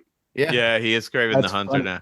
He's in damn good shape. He's doing a remake of Roadhouse. He's not. He's not. He's not Kraven the Hunter. This guy is Kraven the Hunter. The guy who did Aaron Taylor Johnson. Yeah, he was Kick-Ass, and he's being considered for James Bond. And he's being considered for James Bond and everything. So yeah. So my choice is Timothée Chalamet, and the reason for it is because if you look at the character in Dune, he's supposed to be the Anakin Skywalker. That's where, like, you know, that's also part of where he Good got. Choice. Yeah. So, and when you look at him. That'd be pretty in cool. Dune, he seemed like he was like, because he's also the chosen one and all that stuff. But the way he plays him, again, Timothée Chalamet plays a really cool character in the sense of, hey, more cool and collected, it's way smarter than, you know, for his age. When shit hit the ground, he just fucking took charge the way he had to. So that's why I liked him. Like as soon as I saw him in that movie, I went, fuck, he would have been great as Anakin Skywalker, at least in my thought. I agree with you. All right, cool. I have one. Go ahead. For Anakin, and I think it would have been more believable for the good looks. Chris Pine. Oh yeah, who? Yeah, a younger Chris Pine. Yeah, younger Chris Pine would have been good. Yeah. Mine actually would be, of all things, The Flash on TV on the CW. Mr. Grant Gustin. Grant Gustin. There you go. That's interesting. I don't. But the thing is that Grant Gustin, the new movie Flash. He doesn't seem like he could be. He doesn't seem like he could be evil. He's just too nice. He can. He plays Salazar. Right. Exactly. Oh well. All right. So who are we going to pick here? I have to go with Chris I would Pine. go with. Yeah, I'm going to go with Rob's choice from Dune. Now that I think about it, I mean, Timothy Chalamet. Yeah. Yeah, I think like if we started that clock with Phantom Menace, I think that his age is more appropriate for Phantom Menace. Yeah, and like if we started him there, and then like from here progressed into that whole prequel trilogy remake, I think that'd be an awesome choice, and like it would line up way better. Yeah. No. All right. So I'm gonna. What was the other movie he was in? He was in another movie besides Dune. It was The King. Was it The King? I think so. Let me tell you, he did a good job on that. That kid is a very good actor. I mean, when you see him, he's excellent. Yeah, you know, he was actually in Look Up. Have you guys seen that movie? Look Up. Look Up was actually. He was also there. That he was just like the little punk kid or whatever. All right, so Padme Amidala. So we all love Natalie Portman, and let me tell you, let's be honest. As an actor, she has grown over the years to be a phenomenal actress. Yeah. From Leon, even in The Professional, she's a good actress. Her range was great, and you know what? That's the problem I'm having with her is the fact that she started in The Professional and she did a phenomenal job there. Yeah. Right. But then in this movie, she was just okay, and that just talks about she was great in Black Swan. Yeah. So that just talks about the writing and how the writing just didn't justify her abilities. But if we had to change her, who do you guys? Because I honestly, for this part, I don't have anybody. So whatever you guys pick, I got somebody. But go ahead. You have Patrick, somebody? Go. For it. I got nobody. I'm trying to think right now. No. So Mark, you might be the one to pick out. How about you, Zach? For Padme? Yeah. I don't know. I struggle because that character had the shit beat out of it when it comes to just the wild swings of like. I see the character having attitude, gumption, and I actually have two, but obviously I'm gonna just stick with the first one I have. That would be Sarah Michelle Gellar, Buffy herself. Nice. Really? I don't see her as that, but I mean, a younger, I could be wrong. Sarah Michelle Gellar, not the one that's married to Freddie Prinze Jr. right now and has multiple kids. How about Scarlett Johansson? I would have said Neve Campbell at a younger age as well too, but I have one. Oh, you know who? What's her name that plays Black Widow's sister? Florence Pugh. Oh yeah, Florence Pugh. Yeah, she could work. No? I got one. Who? Jason Momoa.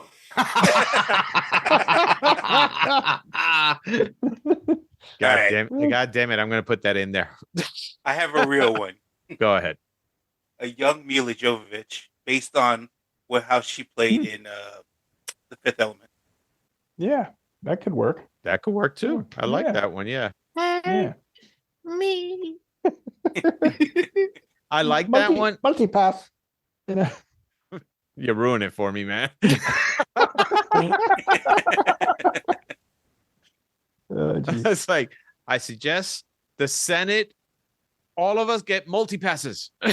Multi-pass. Including the ETs with their heads going up and down. Yeah. All right, we gotta pick one. So what do we vote on? I vote on Mila. Why Mila? not? Yeah. Mila? Wait. Oh, okay. I got a real one. Oh, You got one? You got one? Okay, go for it. He's got one. Let's go. Zendaya. Come on. Hey, we gotta be trendy with the Disneyverse, You know what? man. But you know what? Here's the funny thing. I thought the same thing. But then I was like, all right, so but the thing is that Luke Skywalker is way too blonde. That is true. Yeah, fair. But then again, fuck it. Let's just change Luke Skywalker because we'll cover him, probably in another thing. But Yeah. Let's say Luke Skywalker was with black hair and something or whatever he is, So I don't know. I think, she would have been great too. I don't know. You guys pick. I got one. I got one more last minute one. I just here we came go. up with one. Do it. Stormy Daniels. Stormy Daniels. Let's stay away from that. It's the I'm gonna go with Chloe Grace Moretz from Hit Girl from okay. Kick-Ass. Oh. Yeah, I can see it. It just popped into my head. So I'm like, she might be able to work. Yeah, it's a possibility. I could see it. Yeah. All right. So out of all of those, no, seriously. So out of all of those, think about this. So as what we were talking about having a woman that's, first of all, she is in the Senate. She's mature beyond her age. Let's say that in the movie, she falls for Anakin for being, him heroic and being mature and everything. And liked his lightsaber. I'm putting Mark in horny jail. Exactly. So out of all those characters who can portray somebody who could go head to toe to toe with a shitload of people in politics, somebody who could be vulnerable and look like the person that wants to fall in love and things like that with this person, probably has great presence, has a good humor. Out of all those, which actor do you think can actually do that out of the ones that you mentioned? Do you think Mila? Do you think Chloe Moretz? Who was the other one? Or Sarah Michelle Gellar? Or Florence Pugh, let's say. I got to stick with Mila. You're gonna stick with Mila? Okay. I'll go with Mila. You go with Mila. That's Sue. Yeah. I'll say Mila too, because I always loved her as a character actor, and she did great in the Resident Evil movies. All right, Mila Jovovich. Mila Jovovich. Yoya or Yo-Yo? Jovovich. Oh, Yova. Jovovich. I don't know, man. It's just the J is pronounced with a Y. Okay. I mean, I'm writing it down, and I'm sure I'm butchering everybody's names here. All right. So his motherfucking badness, Mace Windu. The one thing Samuel Jackson, amazing actor, but in that movie, it's like, even though he tried to downplay as much as possible, I just kept seeing Jules from Pulp Fiction in that movie every time, man. It's like I just couldn't help the attitude from him. But I honestly, I could see Lawrence Fishburne just replacing him. That's a good choice. Well, actually, you know who I thought would replace him, and he just passed away? Lance Reddick? Lance Reddick. Lance Reddick, really? Okay. Yeah. Think about how Lance Reddick comes off. Awesome. Lance Reddick comes off as like casual. When he was in very casual, very cool, calm and collected, but with a person that behind him that like behind his eyes look like he has a lot of wisdom. Yeah. And he also looks like somebody you probably just don't want to fuck with too. Yeah, that's true. He could look at you a little bit weird and you just want to run away. Yeah. Anybody else? I thought since Mace Windu, one of the Jedi Masters, right? And I don't know why it popped in my head. I think he would be a good Jedi Master. Charles Dance from Game of Thrones. Ooh, nice. And, who did he play? He's like the old white dude, Lannister. The father. Yeah. Yes. The old white dude. He was in. Oh my God! Yes. Last Action Hero. Yeah. Yes. Yeah. He was amazing. Yeah. I mean, he's amazing. Everything. I was trying to keep it within the same color, but I understand where you're going. No, you don't have to, because you could do whatever you want. If you want to fucking put what's his name? What is Tyrion it? Lannister? John Leguizamo in there. That's there you go. Damn. No, I actually think that's actually a very good choice on that too. I'm surprised that nobody's doing Michael J. White. I was thinking. Oh yeah. I was thinking Michael. I can't stand him.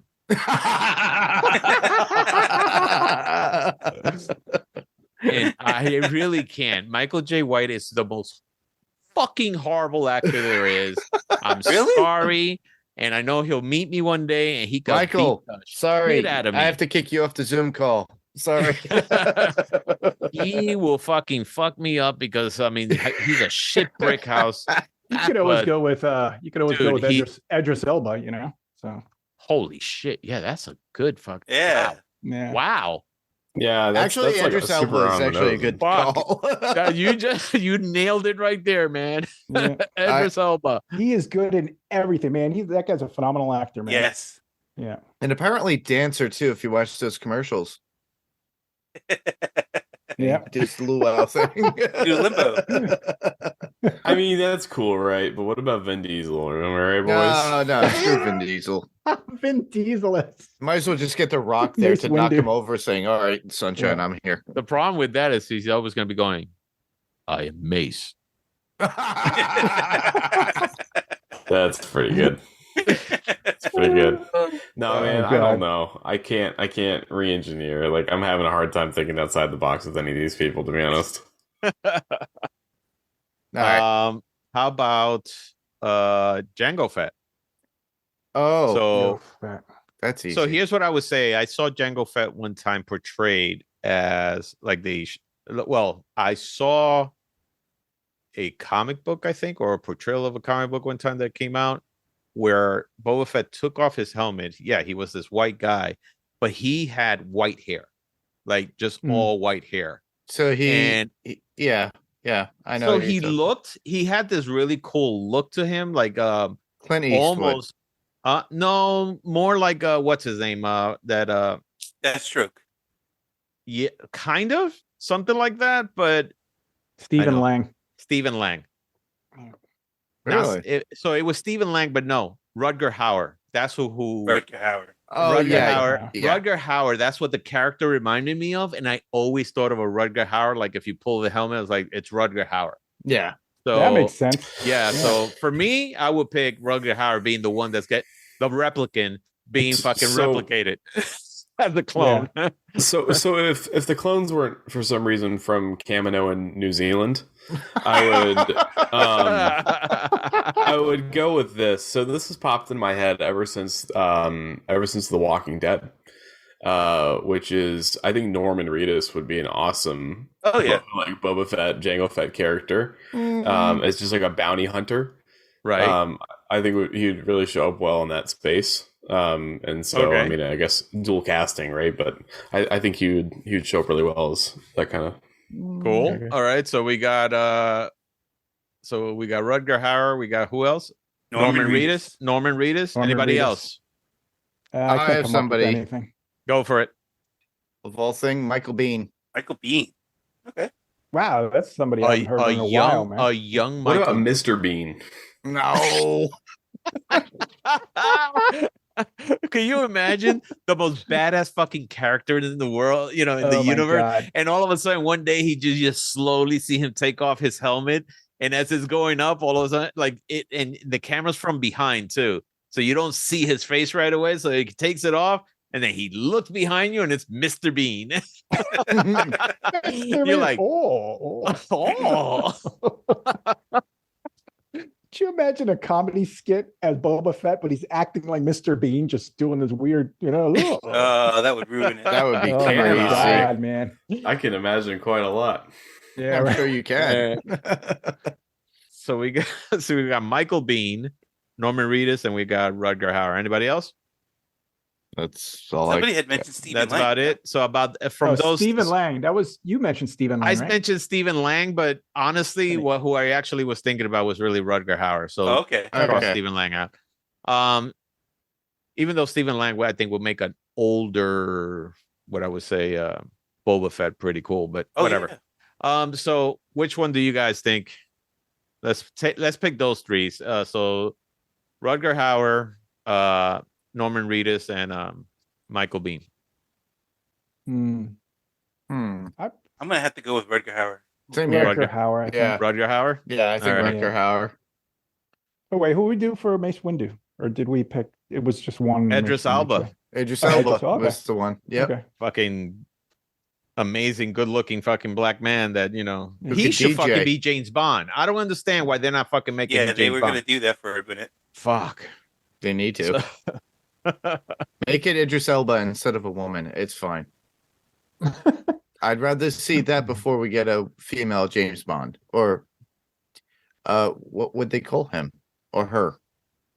So you are the one that Janie said Bond. Jane Bond. Yeah, there you go. Jane Bond. Hey man, if he was Spanish, Juan Bond. Juan Bond. Juan Bond. Juan Bond. That's fucking Juan ridiculous. Bond. Jesus. That's name is classic, though. Oh no, it'd be Jaime Bond. Yes. Jaime Bond. My name is Bond. Juan Bond. Or Jaime Bond. Jaime. Jaime. Jaime. Me llamo Jaime Bond. So you were saying, listen, for anybody out there who think that I'm making fun of Spanish people, motherfucker, I'm Spanish, all right? So I got Frank. it right. Yeah, Right? so And so am I, is yeah. Frank, and so is fucking, Patrick. Or Patrick is half, but so Patrick can make fun of the Irish side of himself. Yeah, my drunk side. His There you drunk go. side. So you said you have one for Yoda, Mark. Who is it? Because I can't think of anybody for Yoda. That would be the best vocalist for any animated show. That would be Seth MacFarlane. Oh, That Jesus might work. Christ. He can do a million voices, man. Exactly. Yeah. I gotta go.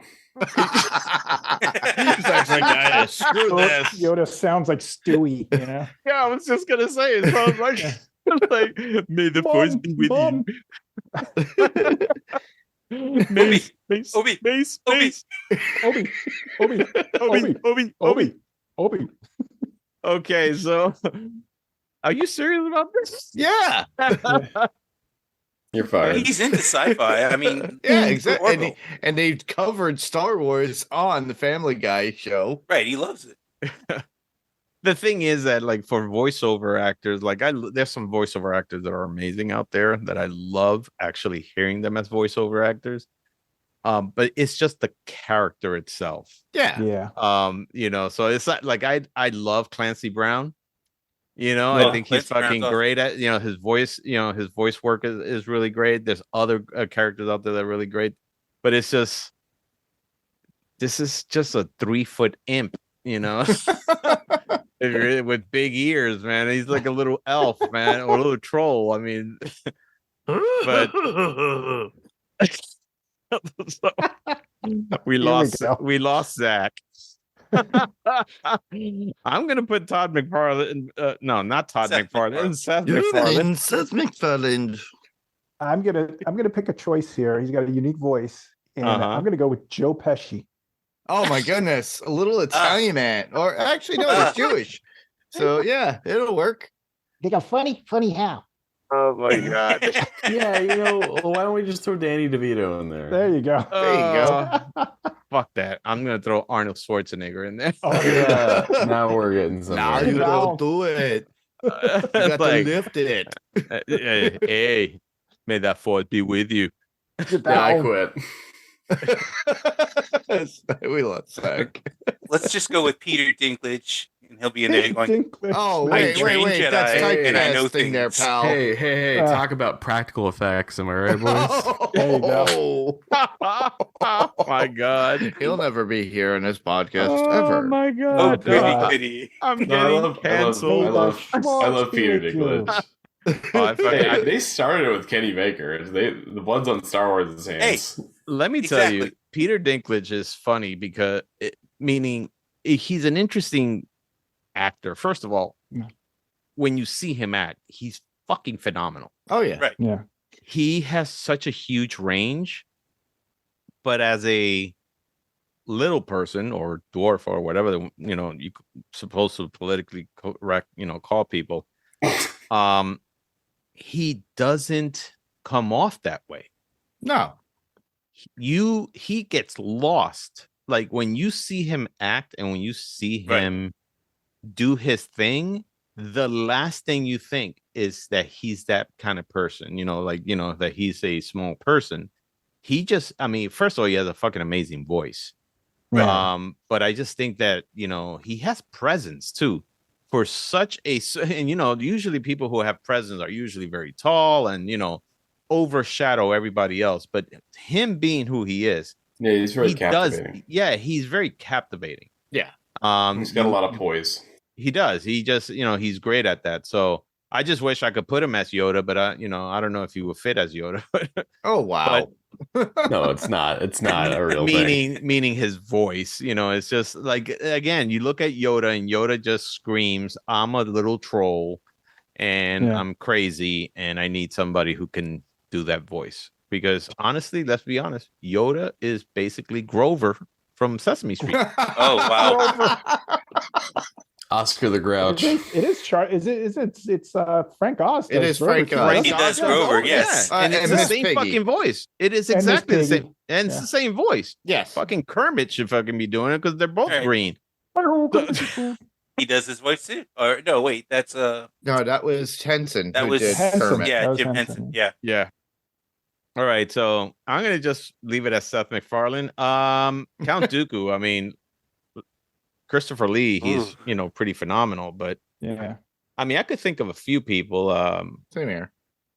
Was Antonio Banderas, Michael Caine. Michael Caine. Michael Caine. Yeah. I see that Cockney accent he has when it'll work. The Batman. Yeah. Gandalf. What's his name? Ian McKellen. Ian McKellen. Yeah. I think could do. What do you guys? Anybody else? I'm trying to think. Ian McKellen. Somebody said, what's his name? Who was the other actor? Ian McKellen and, geez, Michael memory Caine. problems. Michael Caine. Yeah, So Michael Caine, Ian right. McKellen, Michael Caine, Jeremy Irons. Jeremy Irons would be good. Yeah. Because Jeremy Irons plays a psycho, but also very like, you ever seen him in what's the one that he plays his twin? Twins. Dead Ringers. Dead Ringers. Yeah, it was Dead Ringer. Ringers. Yeah, him there and twins. And then oh, that was Arnold and when he played in Dungeons and Dragons, where he really overacted and shit, that he was just like, oh, this guy's like just having fun in this fucking part. Because I'm sure if you want somebody crazy, maybe you could get what's his name? Oh my god, I just had his name. Now I just lost it. He was in The Professional, villain. Oh, Gary Oldman. Gary Oldman. Fuck, Gary Oldman would be great. He could play crazy good, man. Because he can play somebody that, comes off as he smart. played Sid Vicious. He played Beethoven. Yeah. He played. He played in The Fifth Element as the crazy guy. If you ever seen him in Chattahoochee, he did a great job in that one. Yeah. You know who actually comes to mind, who's already in the Star Wars universe, but Mads Mikkelsen. If you've ever seen him as Hannibal in the TV show, that like he has this commanding level of intelligence and darkness in that show, and I think that really falls into the Dooku character, because Dooku is such this, like, he's an idealist, but he's this revolutionary of thought, and he just doesn't care to conform with the system. But he's very, very smart. He's very, very proper, and he has this elegance to him. But you said he was in that character. You're right. He was in Star Wars. He was in he was in Rogue One. One, yeah. But you know what? I like him for that part. I'm gonna vote for that. I'm gonna vote for him. I don't know. So, anybody else? Nope. So we got Mads. We got Ian. We got Oldman. Gary Oldman. Gary Oldman. We got Jeremy Irons. I don't know. I'm torn between Mads and Jeremy Irons. They could probably both play pretty good. They could both play pretty good. Like I said, I'm picking Mads, so that's 2. I'll go with Mads as well. That's 3. Yeah. I'll go with Mads too. Yeah. All right. So Mads and the one and only the Emperor.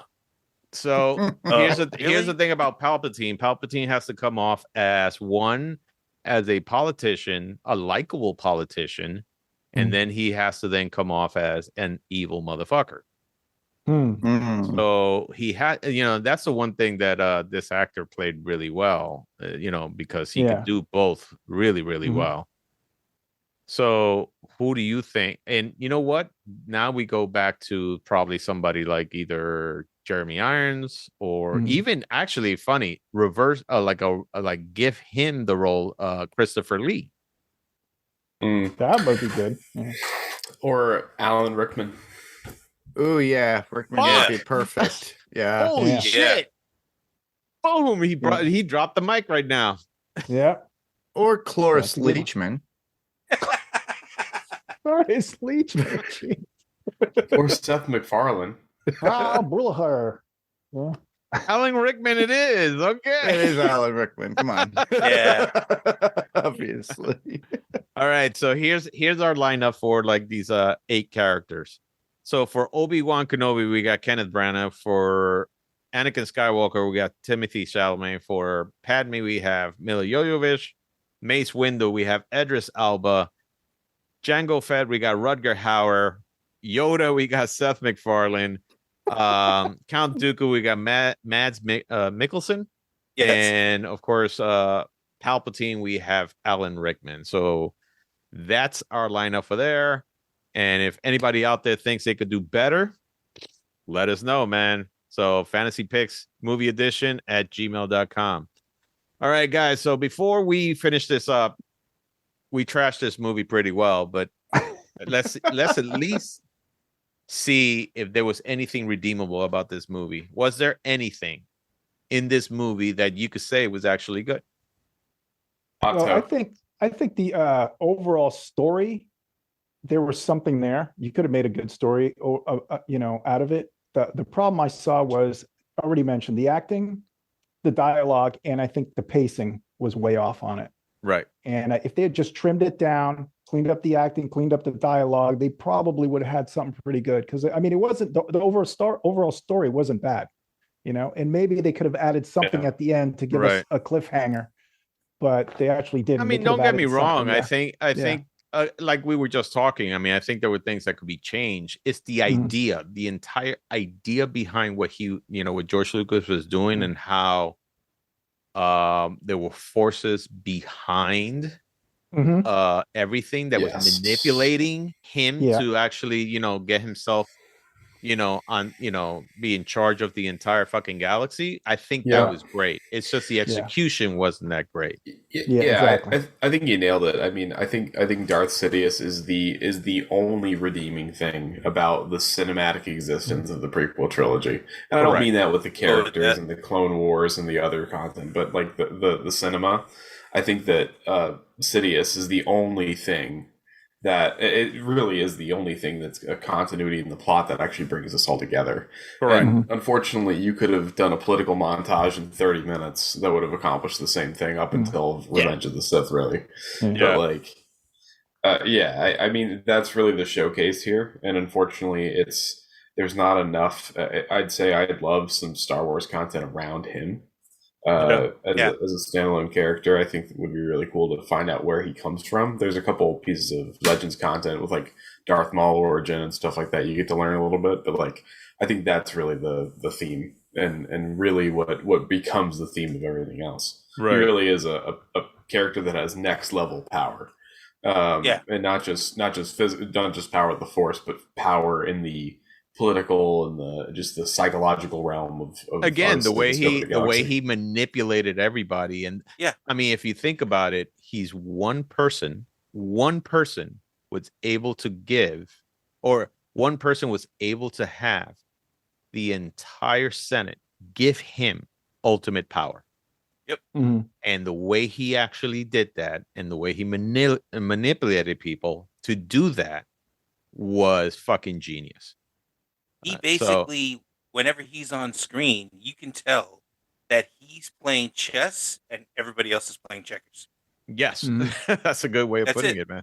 Yeah, 100%. You're absolutely, absolutely. And the Jedi Order's playing checkers with a Connect 4 board. Like they're totally confused. Yeah, exactly. So one of the things that I think that was redeemable in this movie, of course, is John Williams' score. As always, he is sure.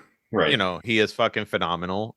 He has some really great themes in this movie that are great to hear. Even the love theme of the movie is great to hear. Tells a better story than the screenplay does. That's for damn sure. You're right, but it's a beautifully scored part of that movie is the love theme. Too bad the actual love scenes suck. But that theme was great. And all the other parts were, I mean, just like the entire soundtrack, I actually liked a lot. Another part that the Jango Fett versus Obi-Wan in the asteroid field was kind of really cool. And I think it's mostly because of Ben Burtt's sound design with those, what they call them. I was going to say, my subwoofers really like that part. Yes. It's like actually silence out of the air, and then all of a sudden you get that sound, you know? Yeah, they call them what? Seismic, I don't know, seismic bombs or whatever the fuck they were. Seismic charges, yeah. Yeah. But they actually bought that back in what was it, in Jango Fett? No.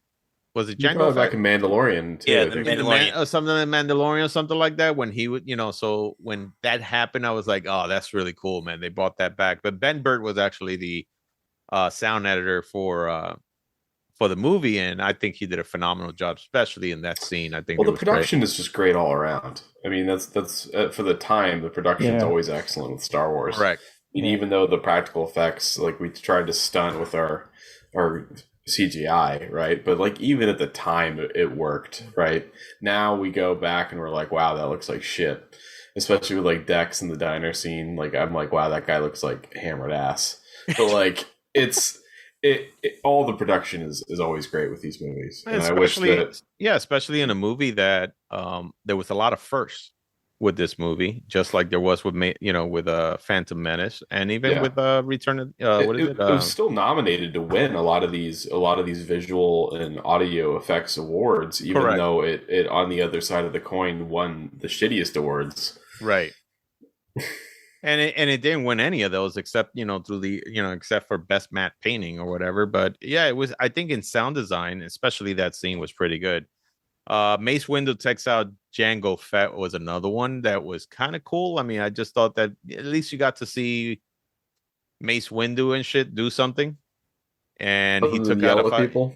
Yeah, he took out a fucking Mandalorian. The way he took him out and shit, it was just fucking beheading him, which I thought it was like a really cool scene. I was like, oh, okay. Mace Windu came to fucking play.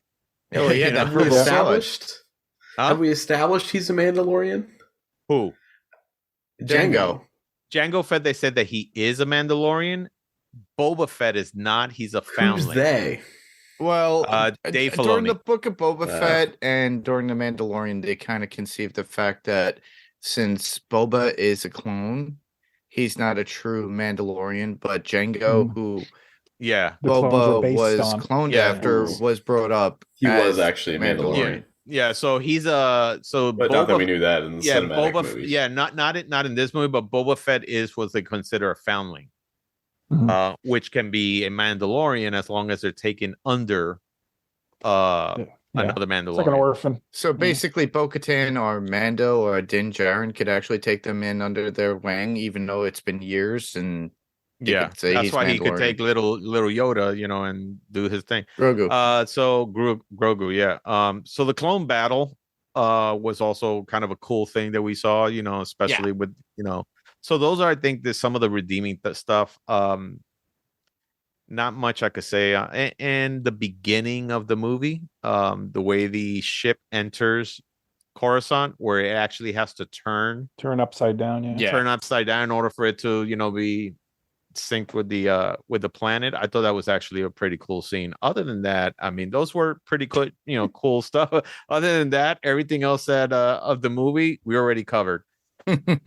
So for those of us out there who are home theater buffs, and some of us in this podcast, have some pretty cool home theater gear.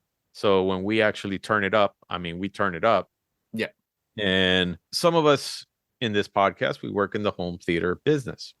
And so sometimes we're doing demos for people, so they could buy some shit from us. So in this movie, is there any part of this movie that you feel that could be a really cool home theater demo for sound? Yes. Yeah, I do. I have like one. Which one? That would be the battlefield. Not really the battlefield, but it's during the Anakin and Padme being attacked by the animals, in the Coliseum, the arena. The arena. Yeah. Okay. Anything else? For me, it's gonna be that. Asteroid scene with the seismic charges. I mean, those things, like you were saying, those things will fucking do some heavy damage to some subwoofers. If oh yeah. So I think that actually sounds pretty cool. It is. I would say that's definitely the one that's most striking in that. But I would say any of the flying, and I actually in Disney Plus, it's been upmixed to Dolby Atmos. Correct. And so I actually heard some height effects in those seismic charges as they blew by. You actually had some movement through those channels as well. Do you have upward firing speakers, or do you actually have speakers in the ceiling? I have speakers in the ceiling. Okay, so you actually heard those. Yeah, I got upward firing, so I didn't hear that, but I know what you're talking about. I mean, the track, because it's Dolby Atmos, is actually a lot more detailed. Yeah. I can't wait to get my hands on an actual disc, because on the disc you get to hear more than you do in the on a streaming service. Yeah. Well, the Blu-ray versions, they don't have them. No, it's not Dolby Atmos. It's just it's Dolby what they call Digital? No, Dolby True HD, which is still pretty, it's still hot, it's still high end. Yeah, it's still great sound. But yeah, because Dolby that's Atmos, what I had in my old place where I had in-ceiling speakers. Yeah. So Dolby True HD is still fucking phenomenal, but Dolby Atmos just takes it one step further. So anything else? Yeah, you're right. Any of the flying scenes I think are great. Like that scene that I was just talking about, that approach of the ship in the beginning. It has some really nice. It just sounds like an old bomber, kind of coming in. Correct. Like and it has that kind engine, of like and it has this really cool bass note, like low, some low frequencies there that really work really well. Anything else? The scene where Yoda comes in with the clone troopers with the ship, and then Padme accidentally falls out, but they still come in to the battle scene. Oh, okay. Yeah. Very cool. All righty. So I think that we're actually done, guys. I mean, once again, we didn't spend as much as we did with Phantom Menace, which is pretty cool, but it's almost, like I said, it's almost fucking midnight here. So but it's kind of close. Problem is that all of us, I think, are just very passionate about Star Wars. We grew up with it. We lived it. And it's still to this day, I think, one of the most, even though Marvel is basically one of the most successful franchises, or the most successful franchise out there, is the Marvel movies. Yeah. But there's a thing about Star Wars that really captivates people. And for those of you who were around when Star Wars first came out, the fact that the United States or the world lost their shit to this movie, because there were so many things out there that had to do with Star Wars. It was being parodied everywhere. There were cartoons, there were merchandise.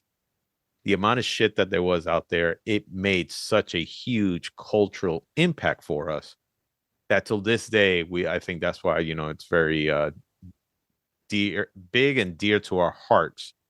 And so when we do criticize it, we criticize it not because we're trying to be haters or anything like that. We're criticizing more because we expect better on something that we truly dearly love. And even though these movies might not be that great, we still watch them and we still talk about them.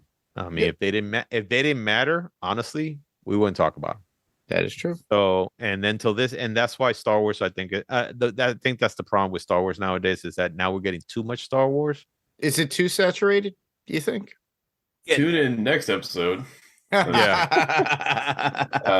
don't know about this later. I don't know. Some plans to chat about that as well. Yeah, we're going to talk about that, but that's something that we'll cover. But I think that again, it's a franchise that till this day we just love dearly. We love the characters, we love the universe, and it's all because of George Lucas. And no matter how much we criticize him, I think we do it more out of love than hate.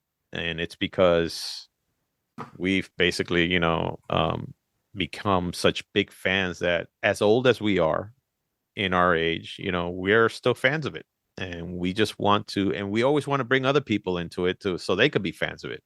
Because again, as much as we criticize it, whenever I hear somebody tell me it's like, oh, I never watched any of the Star Wars thing, I want to take a rock and hit him over the head with it repeatedly.